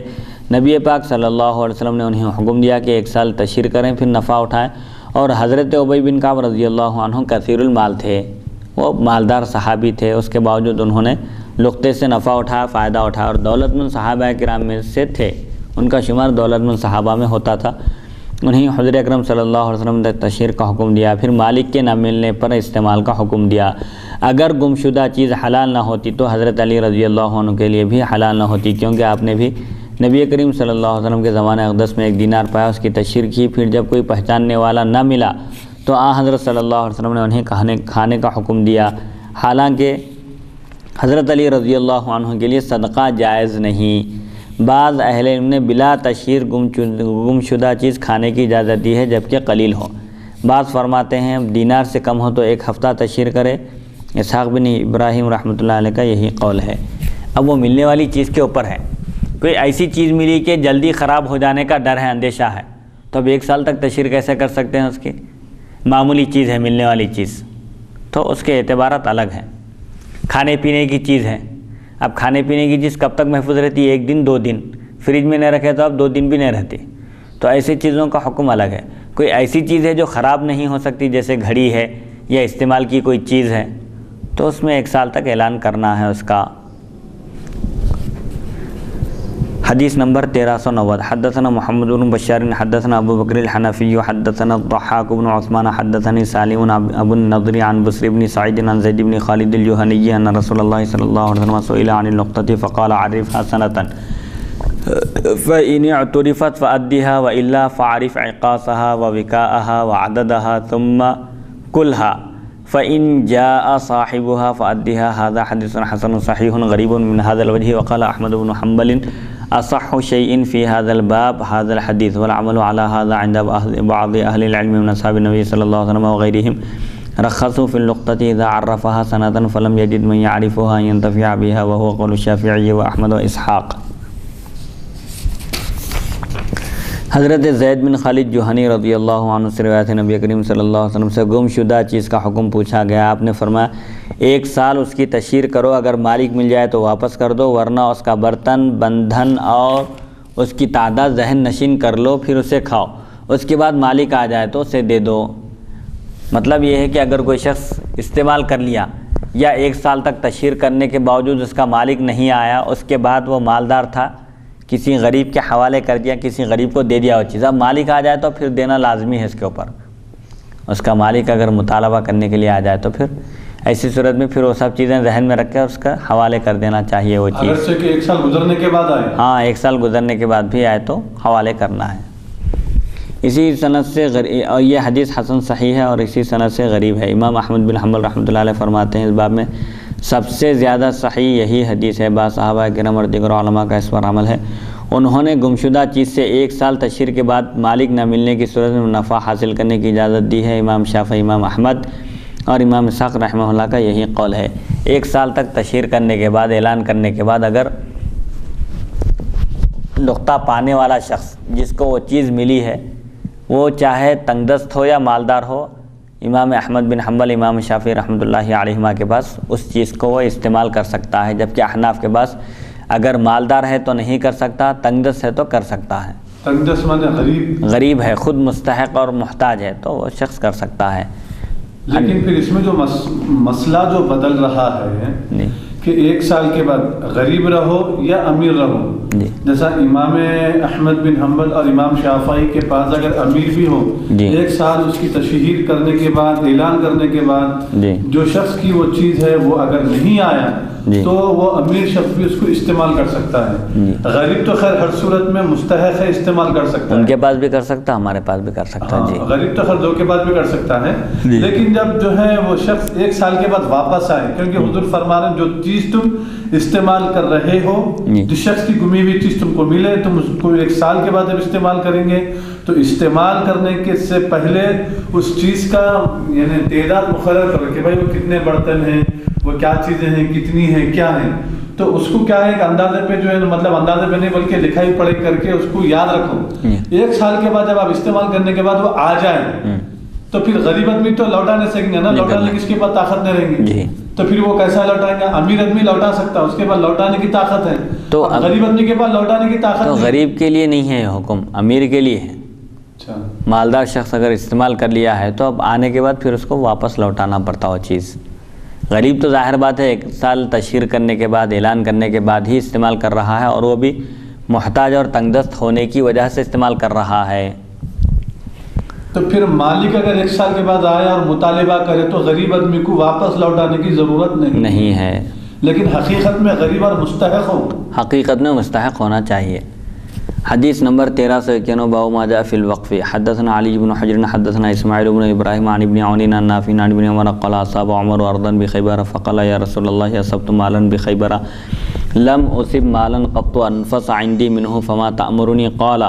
ان شئت حبست اصلها وتصدقت بها عمر فتصدق انها لا يباع اصلها ولا يهب ولا يورث تصدق بها في الفقراء والقربى وفي الرقاب وفي سبيل الله وابن السبيل والضيف لا جناح على من وليها ان يأكل منها بالمعروف او يطعم صديقا غير متمول فيه قال فذكرته لمحمد بن سيرين فقال غير متأثل مالا فقال ابن عوف فحدثني به رجل آخر انه قرأها في قطعة أديم احمر غیر متأثل مالا۔ هذا حدیث حسن صحیح قال اسماعیل وانا قراءتها عند ابن عبید اللہ بن عمر فكان فيه غیر متأثل مالا والعمل على هذا عند اهل العلم من اصحاب النبي صلی اللہ علیہ وسلم وغيرهم لا نعلم بين المتقدمين منهم في ذلك اختلاف في اجازة وقف الارضین وغیر ذلك۔ احکام وقف، وقف کے بھی احکام کا ایک مستقل باب ہے فقہ کی کتابوں میں کہ اگر کوئی شخص کسی چیز کو اللہ کی راہ میں وقف کر دے تو وہ واقف کی ملکیت سے وہ چیز نکل جاتی ہے اور اللہ کی ملکیت میں داخل ہو جاتی ہے۔ اب واقف کو بھی اس میں تصرف کرنے کا اختیار نہیں ہوتا۔ یعنی ایک شخص مثال کے طور پر مسجد کے لیے ایک چیز وقف کر دیا، تو جب وقف کر دیا تو وہ اس مسجد کے لیے وہ چیز وقف ہو گئی۔ اب اگر وہ شخص واپس لینا چاہے نہیں لے سکتا، اس کو بدلنا چاہے تو بدل بھی نہیں سکتا، اس سے استفادہ بھی نہیں کر سکتا، فائدہ نہیں اٹھا سکتا۔ ہاں اگر کوئی پراپرٹی جائیداد وقف کیا لیکن شرط لگایا تو واقف کو اختیار ہے شرط لگانے کا کہ بھئی اس کی اتنی آمدنی فلاں مد میں خرچ کی جائے اور اتنی آمدنی فلاں مد میں خرچ کی جائے فلاں کاموں کے لیے، تو اس کی صراحت وضاحت کر سکتا ہے۔ کب؟ وقف کرتے وقت ہی کر دینا چاہیے، ورنہ پہلے جو جس نیت سے وقف کر رہا ہے اسی کا حکم چلے گا آخر تک، بعد میں تبدیلی نہیں کر سکتا۔ واقف کو بھی اختیار نہیں رہے گا تبدیلی کرنے کا۔ واقف وقف کرنے والا، اللہ کے لیے کوئی چیز اللہ کی راہ میں وقف کرنے والا۔ حضرت ابن عمر رضی اللہ عنہما سے روایت ہے، حضرت عمر رضی اللہ عنہ کو خیبر میں ایک زمین بطور غنیمت ملی۔ آپ نے عرض کیا یا رسول اللہ صلی اللہ علیہ وسلم مجھے خیبر سے مال ملا ہے، اس جیسا نفیس مال مجھے کبھی نہیں ملا، اب آپ کا کیا حکم ہے؟ رسول اکرم صلی اللہ علیہ وسلم نے فرمایا چاہو تو اصل زمین وقف کر دو اور محاصل کو صدقہ کر دو۔ اصل زمین وقف کر دے کے اس سے حاصل ہونے والی فصل اور اناج کو خیر خیرات کر دو، صدقہ کر دو۔ چنانچہ اس سے اچھی بہتر چیز کبھی نہیں ملی، کبھی نہیں ملی، بہترین مال ملا۔ اس دور میں سمجھے ہائی ٹیک سٹی میں ایک پلاٹ مل گیا سمجھے، تو اب اس کے لیے کیا رہیں گے؟ سب سے بڑی نعمت رہیں گے دنیاوی اعتبار سے، مالی اعتبار سے قیمت جہاں زیادہ آتی ہے وہاں کی ویلو رہتی ہے، اس ایریے کی قدر بھی رہتی ہے۔ تو ایسے ہی سمجھے بہترین مال ملا تھا آپ کو، خیبر میں ایک زمین ملی بطور غنیمت، مال غنیمت کے طور پر۔ تو اس سلسلے میں حضور پاک علیہ الصلوۃ والسلام سے عرض کیا اور دریافت کیا، تو آپ نے فرمایا کہ اصل زمین کو وقف کر دو اور محاصل کو اپنے قبضے میں رکھو، اناج اور اس سے حاصل ہونے والی جو فصل ہے اس کو اپنے قبضے میں رکھ کر صدقہ کر دو، خیر خیرات کر دو۔ چنانچہ چاہے بھی تو استعمال بھی کر سکتے اپنے لیے؟ نہیں، وقف کرنے کے بعد نہیں کر سکتے۔ وقف میں شرط لگا رہے ہیں وقف کرنے سے پہلے؟ ہاں، وقف میں اگر شرط لگا رہے ہیں، مکان وقف کر دیا اور بولے کہ بھائی مجھے اس میں سے اتنا حصہ چاہیے، یا اتنے مہینے تک یا اتنے سال تک میں اس میں رہوں گا، اس کے بعد یہ وقف رہے گی، یا اس سے حاصل ہونے والی آمدنی میں اتنا میرا حصہ ہے، اتنا وقف کر دیا حصہ۔ ہاں، تو وہ وقف نہیں رہیں گا، اس کا جو حصہ رہیں گا پھر وہ وقف میں نہیں آئیں گا وہ۔ چنانچہ حضرت عمر رضی اللہ عنہ نے اسے صدقہ میں دے دیا تاکہ اس کی اصل نہ بیچی جائے، نہ ہبہ کی جائے اور نہ وراثت میں دی جائے۔ تو وقف شدہ جو چیز ہوتی ہے، چاہے وہ مکان ہو یا زمین ہو یا پلاٹ ہو یا کوئی بھی چیز ہو، اس کو نہ بیچا جا سکتا ہے، نہ خریدا جا سکتا ہے، نہ تحفہ دیا جا سکتا ہے، اور نہ وہ وراثت میں آئے گی۔ اسی لیے مشائخین اور جو بڑے بڑے بزرگان دین گزرے ہیں، اولیاء کرام کی خدمت میں بادشاہ نے وقت بطور جاگیر، بطور تحفہ جاگیرات عطا کرتے تھے، گاؤں کے گاؤں، زمینات کے زمینات دے دیتے تھے۔ کیوں؟ تاکہ وہ لوگ فکر معاش سے بے نیاز ہو کر مخلوق کی رشد و ہدایت کا فریضہ انجام دے سکیں۔ اسی لیے آج جو زمینات وغیرہ ہیں یا مکانات ہیں، وہ لوگ بیچتے نہیں، بیچ بھی نہیں سکتے، کیونکہ وہ وقف ہے۔ اور اس کا مقصد کیا ہے کہ بھائی بادشاہ نے وقت اور سلاطین جو وقف کرتے تھے، ان کا مقصد یہ ہوتا تھا کہ یہ لوگ فکر معاش سے، کمانے کی فکر سے بے نیاز ہو کر صرف اور صرف مخلوق کی رشد و ہدایت کا فریضہ انجام دیں، اسی لیے وقف کرتے تھے۔ تو وقف کا حکم یہ ہے کہ وقف شدہ زمین نہ بیچی جا سکتی ہے، نہ خریدی جا سکتی ہے، نہ کسی کو تحفے میں دی جا سکتی ہے، نہ جس شخص کے لیے وہ زمین وقف کی گئی اس کی وراثت میں آ سکتی ہے۔ والد کے لیے زمین وقف کر دیے تھے مرشد حمل کر، اب ان کے بیٹے اس کے مالک نہیں ہو سکتے، وراثت میں نہیں ملیں گی بیٹوں کو وہ زمین۔ مسئلہ ہاں، اہم مسئلہ ہے جی۔ لیکن آج کل کیا ہے، بیٹے پوترے پڑ پوترے اکھڑ پکڑ لکڑ چکڑ پورے جو ہے نا قبضہ کر کے بیٹھے ہوئے ہیں جی۔ شرعی طور پہ پھر وہ وقف کو واپس چلے جائیں گی زمین؟ جی، اسے محتاجوں، رشتہ داروں، غلاموں کے آزاد کرنے، اللہ کے راستے میں، مسافروں میں اور مہمانوں میں صدقہ کیا جائے۔ جو اس کا متولی بنے اسے اس دستور کے مطابق کھانے اور دوستوں کو کھلانے میں کوئی حرج نہیں، البتہ جمع نہ کرے کہ کہیں مالدار نہ بن جائے۔ مطلب یہ ہے کہ اگر کوئی وقف زمین کا متولی ہے، اس کا نگران کار بنا ہوا ہے، تو دستور کے مطابق، ضرورت کے مطابق، اگر وہ خود محتاج ہے، تنگ دست ہے شریعت کی نظر میں، تو شریعت اس سے استفادہ کرنے کی اس کو اجازت دیتی ہے، بشرطے کہ جمع نہ کرے اس سے، جتنی ضرورت ہے اتنی ہی مقدار میں لے اس سے۔ اب کروڑوں روپے رکھے ہوئے ہیں جی، وہی وقف کی پراپرٹی ابھی فائدہ اٹھا رہا ارب پتی ہے، کروڑ پتی ہے، لکھ پتی ہے، نہیں ہے نا، اس میں اجازت کیا ہے جو اس کا متولی بنے۔ متولی بن گیا جی، متولی زبردستی بن رہا ہوگی، جبکہ کروڑوں روپے ہے رکھے ہوئے بینک بیلنس، ماہانہ لاکھوں کروڑوں روپے کی آمدنی ہے جی، فائدہ اٹھا رہے ہیں۔ تو ایسی صورت میں کیا حکم ہے شریعت میں؟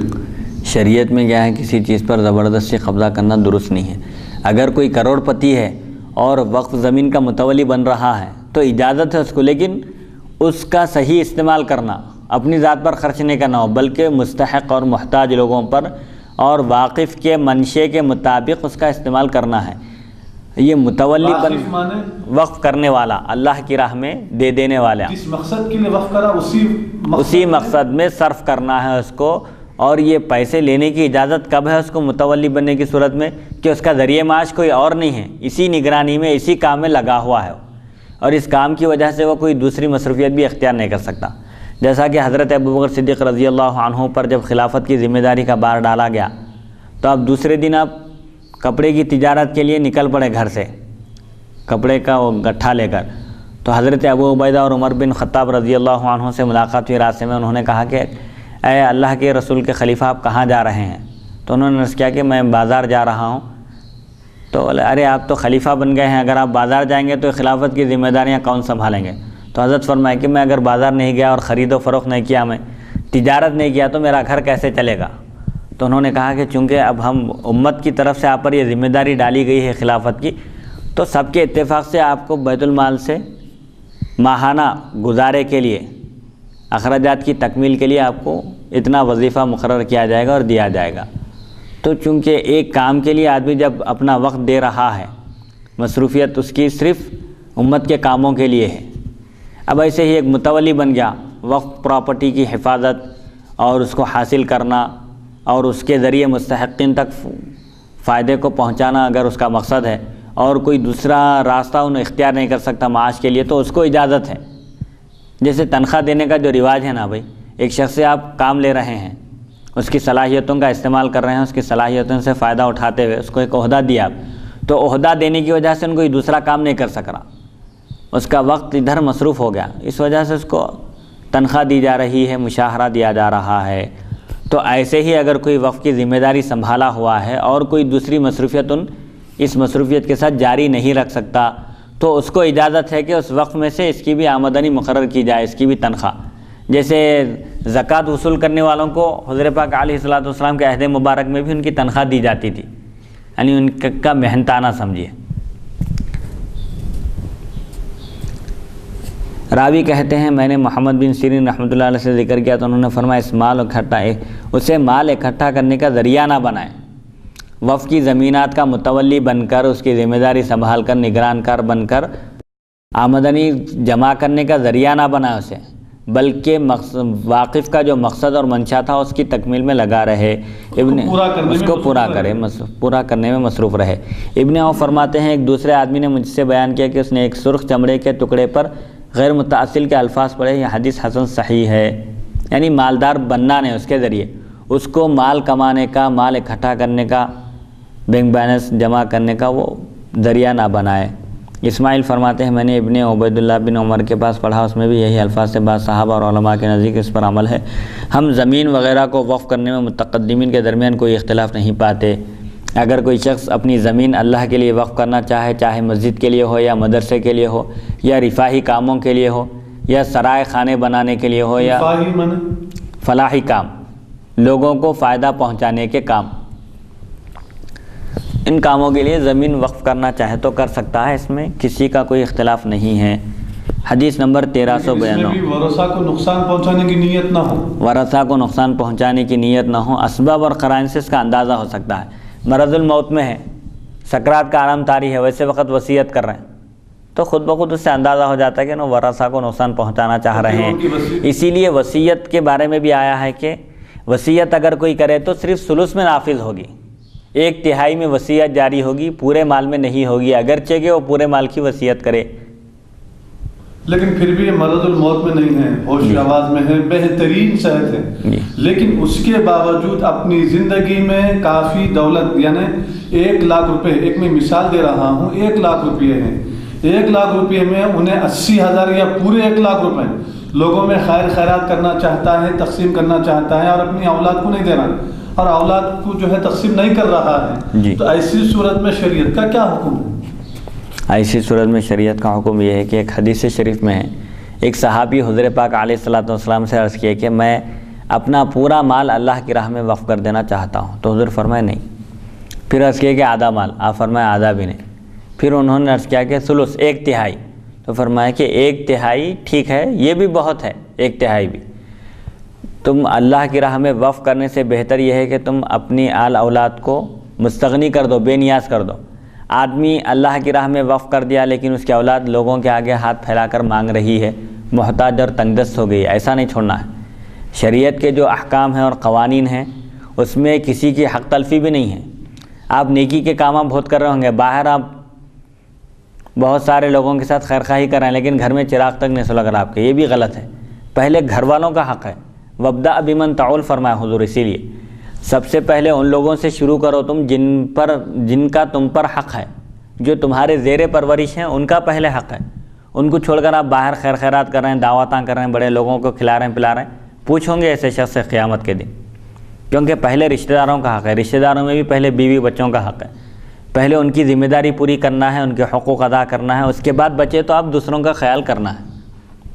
اس سے پہلے نہیں کر سکتے، اس سے پہلے نہیں کر سکتے۔ بعض والدین کیا کرتے ہیں کہ یہ بیٹے کے ذریعے میرے کو بہت تکلیف پہنچی، اس کی بیوی کے ذریعے میرے کو بہت تکلیف پہنچی، اس کے یعنی پوترا پوتریوں کے ذریعے ان کو بہت تکلیف پہنچی ہمارے کو، لہٰذا ہم یہ بیٹے کو نہیں دیں گے، کیونکہ یہ بیٹا نافرمان ہے، زانی ہے، شرابی ہے، قاتل ہے، لچا لفنگا، بے نمازی، بے دین ہے، بدبخت ہے، بد نصیب ہے، اور ماں باپ کو ساری زندگی تکلیف پہنچایا ہے۔ لیکن اس چیز کو پیش نظر رکھتے ہوئے، اس کو سامنے رکھتے ہوئے والدین کیا کرتے ہیں، وہ بیٹے کو نہیں دے کے دوسروں کو دے دیتے ہیں، یا دوسرے بیٹوں کو زیادہ دے دیتے ہیں، یا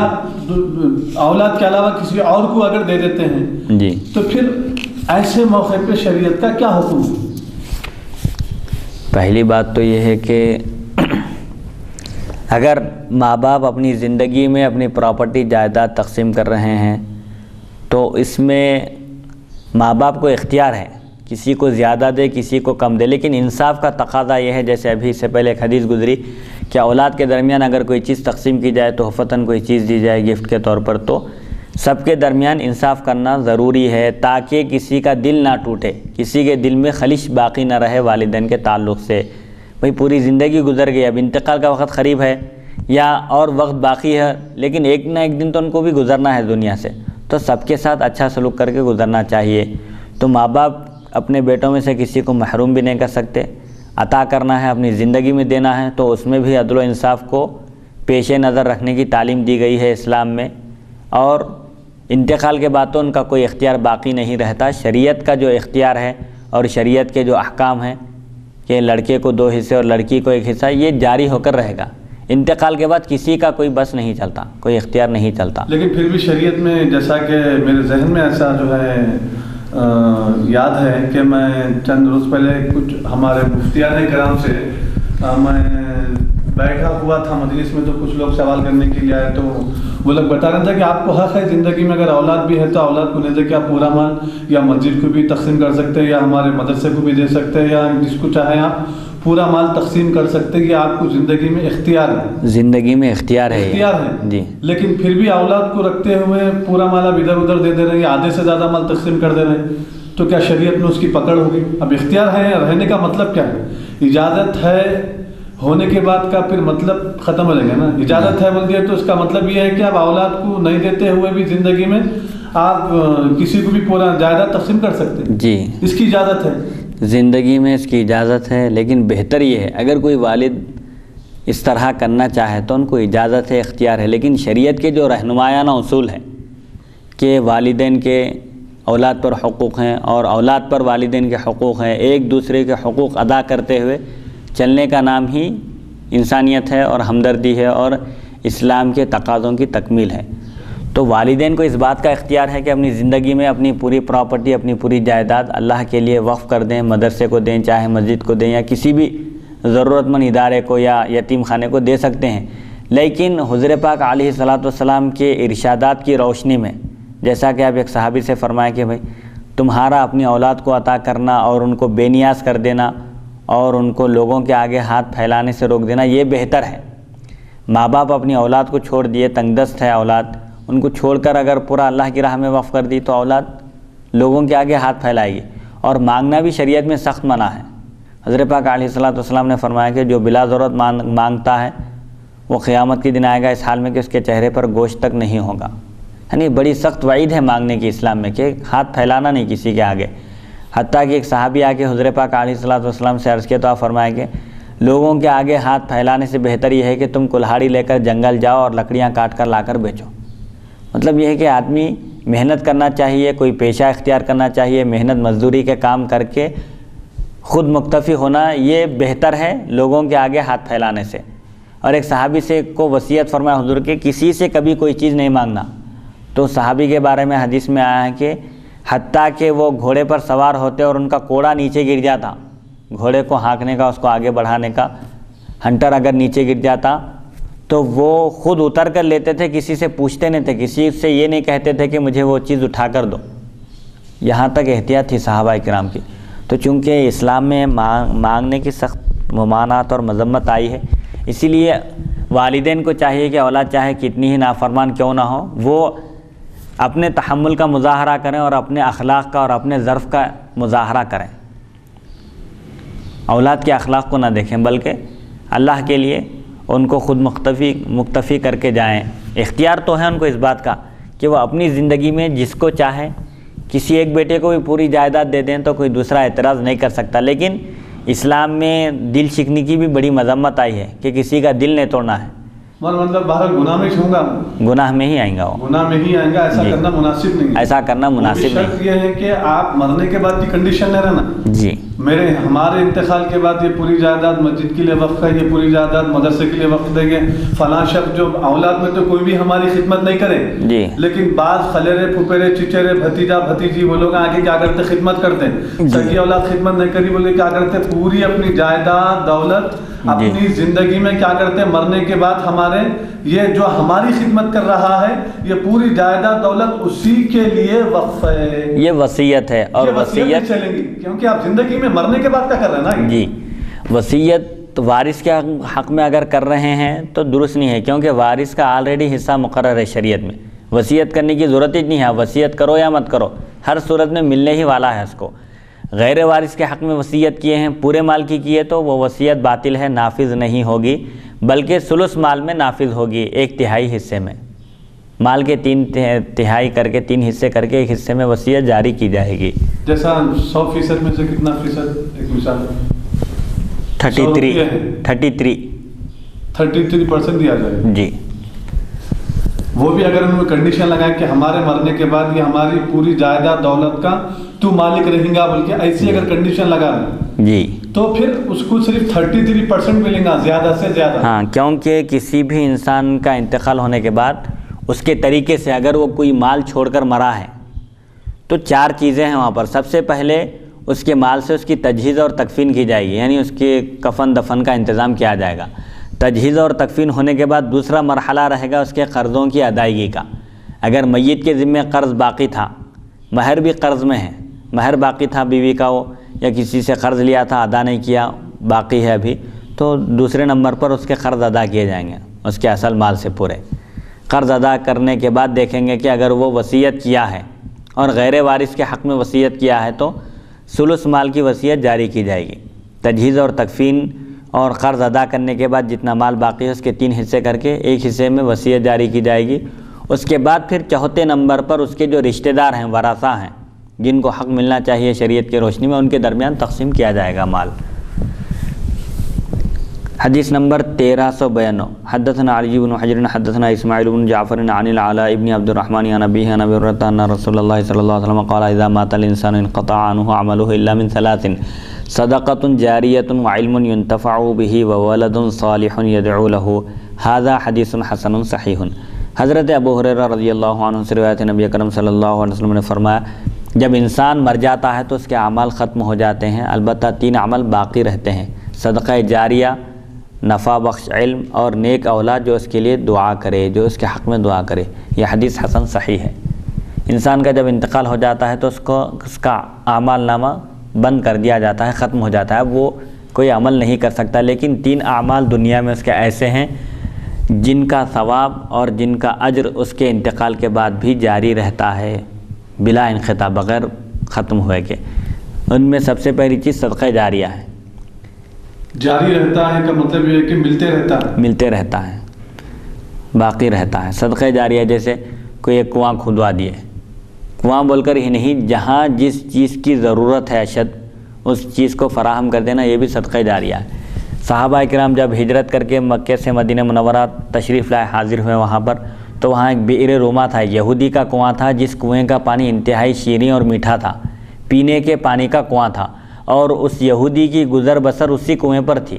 وہ پانی فروخت کرتا تھا اور اس سے اپنی زندگی گزارا کرتا تھا۔ تو صحابہ کرام کو بڑی تکلیف تھی وہاں پر پانی خرید کر پینے کے لیے، تو انہوں نے حضرت پاک علیہ الصلوۃ والسلام سے شکایت کی اور معروضہ کیا کہ ایک یہودی کے قبضے میں یہ کنواں ہے اور وہ بغیر پیسے لیے پانی نہیں دیتا۔ تو حضرت پاک علیہ الصلوۃ والسلام صحابہ میں اعلان فرمائے کہ جو بئر روما کو خرید کر مسلمانوں پر وقف کر دے گا اس کے لیے میں جنت کی ضمانت دیتا ہوں۔ تو حضرت عثمان غنی رضی اللہ عنہ اس دور میں 35,000 دینار، 35,000 درہم چاندی کے سکے اس کے حوالے کر کے اس کنویں کو خریدا اور مسلمانوں پر وقف کر دیا، مفت میں مسلمانوں کو آپ نے پینے کا پانی فراہم کر دیا۔ اور حضور کی خدمت میں حاضر ہو کر عرض کیا کہ آپ ابھی جو جنت کی خوشخبری دیے تھے اور ضمانت دیے تھے بئر روما خرید کر مسلمانوں پر وقف کرنے کی صورت میں میں نے یہ کام کر دیا ہے، تو حضور ان سے خوشی کا اظہار کیا بہت، اور ان کو جنت کی خوشخبری مل گئی۔ تو اس سے معلوم یہ ہوا کہ جس زمانے میں جو چیز کی ضرورت ہو وہی چیز فراہم کرنا ہے۔ جی، مثال کے طور پہ لوگ کیا کرتے ہیں، اپنے ماں باپ کا انتقال ہونے کے بعد پارے کا ڈبہ لا کے رکھ دیتے ہیں مسجدوں میں۔ جی، ارے وہ بدبخت، تیرے ماں باپ کا انتقال ہو گیا، تو قرآن پڑھ، تو نہ پڑھ کے لوگوں کو پڑھو بول رہا، جو آ رہے ہیں پارے کا ڈبہ لا کے رکھ دے رہے ہیں، جو آ رہے ہیں قرآن لا کے رکھ دے رہے ہیں۔ جی، اس زمانے میں کون پڑھا تلاوت قرآن؟ حالانکہ ہر شخص کو پڑھنا چاہیے۔ جی، حضور اکرم صلی اللہ علیہ وسلم کی سخت وعید ہے کہ حبیب مکرم صلی اللہ علیہ وسلم ارشاد فرماتے ہیں، ہم اس شخص کو دوست نہیں رکھتے، محبوب نہیں رکھتے، یعنی اس کو پسند نہیں کرتے، اپنے قریب نہیں رکھتے اس شخص کو جو 40 دن میں مکمل ایک قرآن کی تلاوت نہیں کرتا ہوں۔ اللہ سب سے پہلے میری اصلاح فرمائے۔ تو یہ کیا بڑی بدبختی کی علامت ہے؟ دیکھیے، آپ خود تو قرآن نہ پڑھیں گے، تیرے باپ کا انتقال ہوا، تیری اماں کا انتقال ہوا، تو قرآن پڑھ، تو نے پڑھ کے دوسروں کو بول رہا پڑھو بول کے، کون پڑھتا؟ اسی طریقے سے آپ دیکھیے مسجدوں میں پارے کے پارے پورے ڈھگار مسجدوں میں جو ہے جمع ہو رہی۔ چوک کی جامع مسجد میں اعلان کیا جا رہا ہے اخبار میں کہ بھائی مسجد میں یہاں پر قرآن شریف اور پارے کافی زیادہ مقدار میں جمع ہو گئے ہیں، تو لہذا برائے مہربانی اگر کسی مدرسے کو ضرورت ہو یا کسی شخص کو اگر ضرورت ہو قرآن مجید وغیرہ کی تو ہمارے سے رابطہ کریں، یہ ہمارا کانٹیکٹ نمبر ہے۔ جی، بول کے تھکے کو لینے والا نہیں۔ آخر میں تابدانہ بھر گئے، پورے الماریاں بھر گئے، لے جا کے قرآن مجید جو ہے نا تالاب میں، یا تو وہاں پر تالاب میں جو ہے بہانا پڑنا، یا نہیں تو جلا کے دفن کرنا پڑنا، مجبوری ہو گئی۔ ہر آدمی لا رہا قرآن پر شریف رکھ دے رہا، کیا بولتے ہیں مستقل ان کو قرآن پڑھتے رہیں گے، لوگوں سے ثواب ملتے رہیں گے۔ زیارت کے دن قرآن پڑھتے ہیں، بس ختم۔ اس کے بعد وہ ڈبہ جو ہے نا تابدہ کی نظر ہو جاتا ہے، بعد میں پانی میں اس کو بہا دیا جاتے ہیں۔ تو ایسا نہیں کرنا چاہیے۔ جو چیز کی جہاں ضرورت ہو، مثال کے طور پہ مسجد میں نل نہیں ہے تو آپ نل لگائیے والدین کے سال ثواب کے لیے۔ وہاں پر بیت الخلاء صحیح طریقے سے بنے ہوئے نہیں ہیں، بیت الخلاء جو ہے بنانے کی ضرورت ہے تو بیت الخلاء میں آپ تعاون کریے ماں باپ کے سال ثواب کے لیے۔ جانی مازہ نہیں ہے تو جانی مازہ بنانے کے لیے وہاں پر جو ہے جانی مازہ فراہم کریے مسجد کے لیے۔ اسی طریقے سے مدرسے میں جو ہے نا کھانے پینے کی تکلیف ہو رہی ہے، جیسا جامعہ انواریہ ہے، مختلف جیسے مدارس ہیں، وہاں پر مدرسے میں جو بچہ ہاسٹل میں رہ کے علمی دین حاصل کر رہے ہیں، قرآن مجید حفظ کر رہے ہیں، ایسے بچوں کے لیے آپ والدین کی سال ثواب کے لیے کفالت لئیے، ان کے نام سے ایک بچوں کا حافظ قرآن بنائیے، یہ مستقل ثواب جاریہ ہے۔ جیسا ہماری جامع ترمذی شریف کی ریکارڈنگ ہو رہی، بخاری شریف کی ریکارڈنگ ہو رہی، مسلم شریف کی ریکارڈنگ ہو رہی، ریاض الصالحین کی ریکارڈنگ ہو رہی ہے، ابو داؤد، نسائی، مشکات، یہ جو کتابوں کی ریکارڈنگ ہو رہی ہے، یہ ریکارڈنگ میں جو ہے ماہانہ آپ اس میں تعاون کریں کہ مولانا یہ کتاب جو ترمذی شریف چل رہی ہے، بخاری شریف چل رہی، یہ کتاب جب تک ختم ہوں گی، جب تک یہ ہمارا تعاون اس میں شامل رکھیے، یہ ہمارے والدین کی ایصال ثواب کے لیے آپ نیت کر کے دیجئے۔ تو قیامت تک جتنے لوگ سنتے رہیں گے، کیونکہ یہ کلپ جو ہے یوٹیوب پہ اپلوڈ کریں گے اور پھر لوگوں میں سی ڈیز وغیرہ جمعے میں، تقاریروں میں، بیانات میں، جلسے میں لوگوں میں تقسیم کریں گے، تو قیامت تک لوگ سنتے رہیں گے، یعنی مستقل ثواب جاریہ ہے۔ قیامت تک لوگ سنتے رہیں گے، اور جتنے لوگ سنتے رہیں گے اس کا اجر و ثواب آپ کے والدین کو بھی ملتا رہے گا، آپ کو بھی ملتا رہے گا۔ یہ اس کو بولتے ہیں یعنی مرنے کے بعد بھی چیک اور ڈرافٹ بولتے ہیں۔ لوگ کیا کرتے ہیں اپنی زندگی میں چیک اور ڈرافٹ کی فکر کرتے ہیں، آخرت کے چکا اور ڈرافٹوں کی فکر نہیں کرتے۔ تو یہ سب سے بہترین ثواب جاریہ ہے۔ یہ جو ریکارڈنگ کا جو کام چل رہا ہے، اگر کوئی شخص ماہانہ 1000 روپے کی شکل میں، 500 روپے کی شکل میں، 100 روپے کیوں نہ ہو، ماہانہ نیت کر لیں کہ یہ ایسا خیر کا کام ہے کہ قیامت تک یہ چلنے والا ہے، تمام دنیا کے مسلمان سنتے رہیں گے، پھر اس پر عمل کرتے رہیں گے، اس کا اجر و ثواب میرے والدین کو بھی ملتا رہے گا اور میرے کو بھی ملتا رہے گا۔ تو ایسے کاموں میں جو ہے شریک ہونا چاہیے، حصہ لینا چاہیے۔ لا رہے قرآن رکھ دے رہے، لا رہے جانی مازہ لا کے رکھ دے رہے، جبکہ جانی مازہ رکھے ہوئے بے حصہ، تو شریعت میں ایسا کرنا مناسب نہیں ہے نا مولانا جی۔ صدقۃ جاریہ کا مطلب یہ ہے کہ وہ جو صدقہ کیا جا رہا ہے اس کا فائدہ اور اس کا استعمال لوگوں کے لیے باقی رہے، جاری رہے، اور جہاں جیسی ضرورت ہو ویسی چیز فراہم کرنا یہ بھی ضروری ہے۔ ایک چیز کی بہتات ہے، کثرت سے وہ چیز موجود ہے اور پھر وہی چیز فراہم کی جا رہی ہے،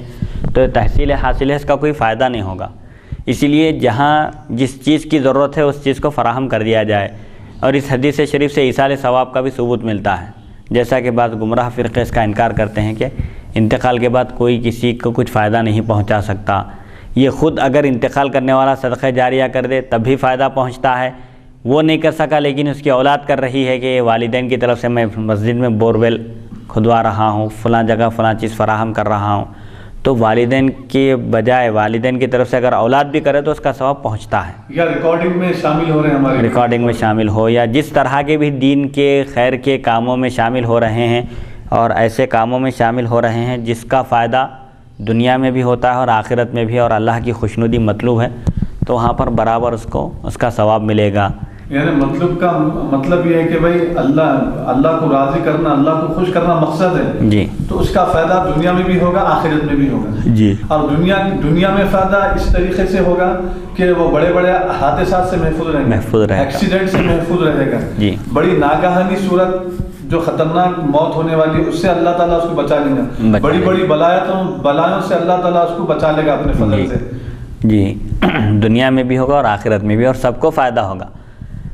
صدقہ کرنے والے کو بھی ہوگا اور جس کی طرف سے صدقہ کر رہا ہے ان کو بھی اس کا اجر و ثواب ملے گا۔ اور دوسرے نمبر پر وہ علم جس سے فائدہ اٹھایا جا رہا ہے، علم حاصل کر کے اس کی شمع روشن کر دیے اور لوگوں کو تک اپنے علم کو عام کر دیے، پہنچا دیے، جو معلومات تھے وہ لوگوں تک فراہم کر دیے، ویڈیو ریکارڈنگ کے ذریعے پہنچایا جا رہا ہے، تو یہ بھی کیا علم نافع ہے، علم منتفع بھی، وہ علم جس کے پہنچانے والا ہے جی، یعنی وہ علم جس کے ذریعے فائدہ اٹھایا جا رہا ہے، ایک علم نافع ہے، فائدہ پہنچانے والا علم، اللہ تک پہنچانے والا علم، علم نافع، اللہ اور اس کے رسول کی خوشنودی جس کے ذریعے حاصل کی جا سکتی ہے وہ علم نافع ہے، اور علم منتفع یعنی خود فائدہ اٹھا کر اس علم سے دوسروں کو بھی فائدہ پہنچا رہے ہیں، وہ علم مراد ہے۔ وَوَلَدٌ صَالِحٌ يَدْعُو لَهُ، تیسرے نمبر پر اولاد صالح، نیک اولاد ہے جو والدین کے حق میں دعا کرتی ہے، مغفرت کی دعا کرتی ہے، بخشش کی دعا کرتی ہے، اس سے بھی والدین کو فائدہ پہنچتا ہے۔ تو اس سے معلوم ہوتا ہے کہ ایصال ثواب جائز ہے، درست ہے، کسی کا اختلاف نہیں ہے۔ حدیث نمبر 1393، ایصال ثواب کا ثبوت ہے پہلے حدیث نمبر 1393، باو ما جاء، ایک اور ایک حدیث ہے کہ جب بندہ اللہ تعالیٰ کی بارگاہ میں جب حاضر ہوگا تو بندہ پریشان ہو جائے کہ یا اللہ میں یہ اتنے نیکیاں میں نہیں کیا زندگی میں تو گناہ گار تھا، فاسق تھا، فاجر تھا، لیکن اتنے نیکیاں میرے گھاتے میں جو ہے کیسا جمع ہو گئی ہیں، تو اللہ تعالیٰ فرماتا ہے کہ تو نے نیک اولاد چھوڑی تھی، وہ تیرے لیے ایصال ثواب کرتی رہی، قرآن پڑھ کر بخشتی رہی، خیر خیرات کر کر بخشتی رہی، اور یعنی نیک کاموں میں جو ہے نیکیاں کر کے اس کا ثواب تجھ تک پہنچاتی رہی، اس کی وجہ سے تیرے نیکیوں کے کھاتے میں خوب زیادہ نیکیاں جو ہے جمع ہو گئی ہیں، اس کی وجہ سے تجھ کو جنت میں داخل کیا جا رہا ہے جی، کیا یہ صحیح ہے؟ صحیح ہے۔ حدیث نمبر 1393، باو ما جاء فی العجماء ان جرحاها جبار، حدثنا احمد بن منیع حدثنا سفیان عن الزہری عن سعید بن المسیب عن ابی ہریرہ قال قال رسول اللہ صلی اللہ علیہ وسلم العجماء جرحها جبار والبئر جبار والمعدن جبار وفي الركاز الخمس، وفي الباب عن جابر وعمر بن عوف المزنی وعبادة بن الصامت حدیث ابی ہریرہ حدیث حسن صحیح۔ چوپائے کا زخمی کرنا معاف ہے۔ حضرت ابو ہریرہ رضی اللہ عنہ سے روایت ہے، رسول اکرم صلی اللہ علیہ وسلم نے فرمایا چوپائے کا زخم معاف ہے، کنواں کھودتے وقت گر کر مرنے والے اور کان میں دب کر مر جانے والے کا خون معاف ہے، اور دفینے میں 5واں حصہ ہے۔ اس باب میں حضرت جابر، عمر بن عوف مزنی اور عبادہ بن صامت رضی اللہ عنہم سے بھی روایت مذکور ہیں، حدیث ابو ہریرہ حسن صحیح ہے۔ چوپائے کا زخمی کرنا معاف ہے، مراد یہ ہے کہ چوپائے کی غلطی نہیں ہے، ایک شخص کے پاس ایک جانور ہے، وہ اس کو باندھ کر رکھا تھا، کھلا نہیں چھوڑا تھا، ہاں اگر مالک کھلا چھوڑ دے جانور کو اور وہ جانور کسی کو نقصان پہنچائے تو مالک سے اس کی تلافی، اس کے نقصان کی پابجائی کی جائے گی، یعنی جو نقصان ہوا ہے وہ نقصان اس سے لیا جائے گا، حاصل کیا جائے گا۔ اور کنواں کھودتے وقت گر کر مرنے والے اور کان میں دب کر مرنے والے کا خون معاف ہے، مطلب یہ ہے کہ ایک شخص اپنی ملکیت میں کنواں کھودا، اپنے صحن میں، اپنی زمین میں، دوسرا کوئی آ کر گر کر مر گیا اس میں، تو اس کا قصور نہیں ہے، ہاں عام راستہ ہے، لوگوں کے چلنے کا راستہ ہے، اس کی ملکیت نہیں ہے، سب کے درمیان مشترک ہے، گلی میں کنواں کھود دیا، سب کے آنے جانے کا راستہ ہے، اگر اس کنویں میں کوئی گر کر مر جائے تو پھر اس سے اس کی دیت وصول کی جائے گی۔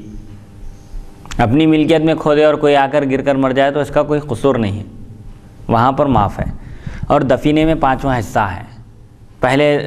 قدیم زمانے میں لوگ زمین میں مال وغیرہ دفن کرتے تھے، خزانہ وغیرہ، اگر ایسا ریکاز مل جائے دفینہ تو 5واں حصہ بیت المال کو دیا جائے گا اس کا۔ دیکھیے اب کیا اسلام کی پیاری رہنمائی ہے جی۔ اور آج پوری دنیا میں خاص طور پر ہمارے جو ہندوستان کا جو قانون ہے، اگر ایسا کوئی خزانہ کسی کو مل جاتا ہے تو وہ پورا حکومت لے لیتی ہے اور اس کو جیل میں ڈال دیتی ہے۔ جی ہاں، یہ کا قانون ہے، دیکھیے آپ یہ کیا قانون ہے، اور اسلام کا قانون دیکھیے آپ، جی 5واں حصہ جو ہے لے رہی ہے بیت المال کے لیے اسلام، اور باقیہ جس کو ملا ہے انہیں اس کا حقدار ہے، اس کا حقدار ہے۔ قربان جائیں اسلام کے اس قانون پر۔ جی، کیا پیارا سسٹم ہے اسلام کا، ہائے ہائے ہائے۔ حدیث 5واں حصہ مانے 100 روپے کے حساب سے آپ سمجھائیے، 20 روپے، 100 روپے اگر ملے ہیں تو 20 روپے بیت المال میں داخل کرنا ہے۔ اگر وہ چیز ملی ہے، اگر اس کی قیمت 100 روپے کی جی ہے تو 20 روپے بیت المال میں داخل کرنا چاہیے۔ ہاں، اگر اس کی قیمت 1 لاکھ روپے ہے تو 20,000 روپے بیت المال میں داخل کرنا چاہیے، اور 80,000 روپے اپنے لیے وہ استعمال کر سکتا ہے۔ 1 کروڑ ہے، 20 لاکھ داخل کرنا، 5 حصے کر دینا، اس کے 5 حصے کر کے 1 حصہ بیت المال میں داخل کر دیا جائے گا۔ یہ کس میں ہے؟ یہ دفینے میں ہے، ریکاز کہتے ہیں جس کو شریعت کی اصطلاح میں۔ دفینہ مانے گھمی ہوئی چیز، یعنی ایک چیز یہ ہوتی ہے کہ قدرتی طور پر وہ چیز زمین کے اندر سے حاصل ہوتی ہے، جیسے پیٹرول ملا، سعودی عرب میں پیٹرول دریافت ہوا، سونے کی کان ہے، کوئی اس کو دفن نہیں کرے تھے، اس کو کہتے ہیں معدن۔ قدرتی طور پر جو زمین سے جو چیز دریافت ہوتی ہے یا دستیاب ہوتی ہے، نکلتی ہے، اس کو معدن کہتے ہیں۔ اور ریکاز کہتے ہیں انسانوں کی جانب سے، مخلوق کی طرف سے کوئی چیز زمین کے اندر چھپا دی گئی تھی۔ پہلے چونکہ بینک کی سہولت نہیں تھی، لوگ پیسے وغیرہ گھروں میں زمینوں کے اندر رکھتے تھے، زمین کھود کر اس کو چھپا دیتے تھے۔ وہ دفینہ اگر مل جائے تو اس کو شریعت کی اصطلاح میں ریکاز کہتے ہیں، اس کا 5واں حصہ بیت المال میں داخل کر دیا جائے گا۔ حدیث نمبر 1394۔ دونوں بھی حصوں میں جو ہے نا، یا قدرتی طور پہ ملا ہو یا کسی کا دفن کرا ہوا مال اگر مل جائے جی تو دونوں صورتوں میں 20 یعنی 1 حصہ جو 5واں حصہ جو ہے بیت المال میں داخل نہیں، دونوں کا حکم الگ ہے، آگے آیا تو انشاءاللہ بیان کیا جائیں گا۔ یہاں پر ریکاز کا حکم بیان کیا جا رہا۔ رکض ارکضو کے معنی اصل میں گاڑنے کے ہے، یعنی مخلوق کی طرف سے جو خزانہ رکھا ہوا ہوتا ہے، اگر وہ کسی کو مل جائے، ریکاز کسی کو اگر حاصل ہو جائے تو پھر اس کا 5واں حصہ بیت المال میں داخل کر دیا جائے گا، جبکہ کوئی اس کا وارث نہ ہو، جبکہ اس کا کوئی مالک اور وارث نہ ہو۔ حدیث نمبر 1394۔ حدثنا قتيبة حدثنا الليث عن ابن شهاب عن سعيد بن المسيب وابي سلمة بن عبد الرحمن عن ابي هريرة عن النبي صلی اللہ علیہ وسلم۔ قتیبہ نے بواسطہ لیث ابن شہاب، سعید بن مسیب، سلمہ بن عبد الرحمن اور حضرت ابو ہریرہ رضی اللہ عنہ نبی اکرم صلی اللہ علیہ وسلم سے اس کے ہم معنی حدیث روایت کی۔ حدیث نمبر 1395۔ حدثنا الانصاری حدثنا معن قال قال مالک بن انس وتفسیر حدیث نبی صلی اللہ علیہ وسلم العجماء جرحها جبار يقول هدر لا دية فيه، ومعنى قوله العجماء جرحها جبار فسر بعض أهل العلم قالوا العجماء الدابة المنفلتة من صاحبها فما أصابت في انفلاتها فلا غرم على صاحبها، والمعدن جبار يقول إذا احتفر الرجل معدنا فوقع فيه إنسان فلا غرم عليه، وكذلك البئر إذا احتفرها الرجل للسبيل فوقع فيها إنسان فلا غرم على صاحبها، وفي الركاز الخمس، فالركاز ما وجد من دفن أهل الجاهلية فمن وجد ركازا أدى منه الخمس إلى السلطان وما بقي منه فهو له۔ انصاری بواسطہ معن حضرت مالک بن انس رحمۃ اللہ علیہ سے نقل کرتے ہیں کہ نبی اکرم صلی اللہ علیہ وسلم کی حدیث کے چوپائے کا زخم معاف ہے۔ ایک ایک لفظ کی تشریح کی جا رہی ہے اس حدیث شریف میں، اوپر جو حدیث گزری تھی اسی کی، کہ چوپائے کا زخم معاف ہے، اس کا مطلب یہ ہے کہ وہ معاف ہے، اس پر کوئی دیت نہیں۔ بعض علماء نے یہ مطلب بیان کیا کہ وہ جانور جو مالک سے بھاگ گیا، مالک کی گرفت سے نکل گیا، اور اگر وہ کسی کو زخمی کر دے تو مالک پر جرمانہ نہیں۔ جیسے بدک جاتے بعض جانور، بدک کر اگر فرار ہو جائے مالک کی گرفت سے اور اس کے قبضے سے نکل کر چلا جائے اور کسی کو زخمی کر دے تو مالک پر جرمانہ نہیں۔ کان کی معافی کا مطلب یہ ہے، والمعدن جبارن جو آیا ہے کہ کان کے اندر بھی گر کر مرنے والا، اس کا بھی کوئی اس کی کوئی دیت نہیں ہے۔ تو کان کی معافی کا مطلب یہ ہے کہ کسی نے کان کھو دی اور کوئی شخص اس میں گر کر مر گیا تو اس پر کوئی جرمانہ نہیں۔ کان کھودنے اس کے قبضے میں ہو، اس کی ملکیت میں ہو، اس کی ملکیت میں ہو، اس کی زمین میں ہو، اس کے صحن میں ہو، عام رستوں میں نہ ہو۔ اسی طرح کسی نے مسافروں کے لیے کنواں کھودا اور اس میں کوئی شخص گر کر مر گیا تو مالک پر جرمانہ نہیں ہوگا، بشرطے کہ وہ اپنی ملکیت میں کھودا ہو، عام راستے پر نہیں جس میں سب کا حصہ ہو۔ رکاز میں 5واں حصہ ہے۔ رکاز سے مراد کیا ہے؟ رکاز سے مراد جاہلیت کے دور کا دفینہ مراد ہے۔ دور جاہلیت میں جو لوگوں نے زمین کے اندر دفن کیا تھا خزانہ، وہ مراد ہے۔ اگر وہ کسی کو مل جائے تو مطلب یہ ہے کہ جس کو یہ دفینہ ملے وہ 5واں حصہ حکومت کو دے، باقی کا وہ خود مالک ہے۔ دور جاہلیت کے علاوہ اگر ابھی بھی مل جائے ایسا کچھ، ابھی بھی مل جائے تو ابھی بھی وہی حکم ہے۔ اب چونکہ یہاں پر اسلامی حکومت نہیں ہے، اسلامی حکومت ہو تو بادشاہ کے حوالے، حاکم وقت کے حوالے 5واں حصہ کیا جائے گا۔ حدیث نمبر 1396، باب ما ذکر فی احیاء ارض المواد، بنجر زمین کا آباد کرنا۔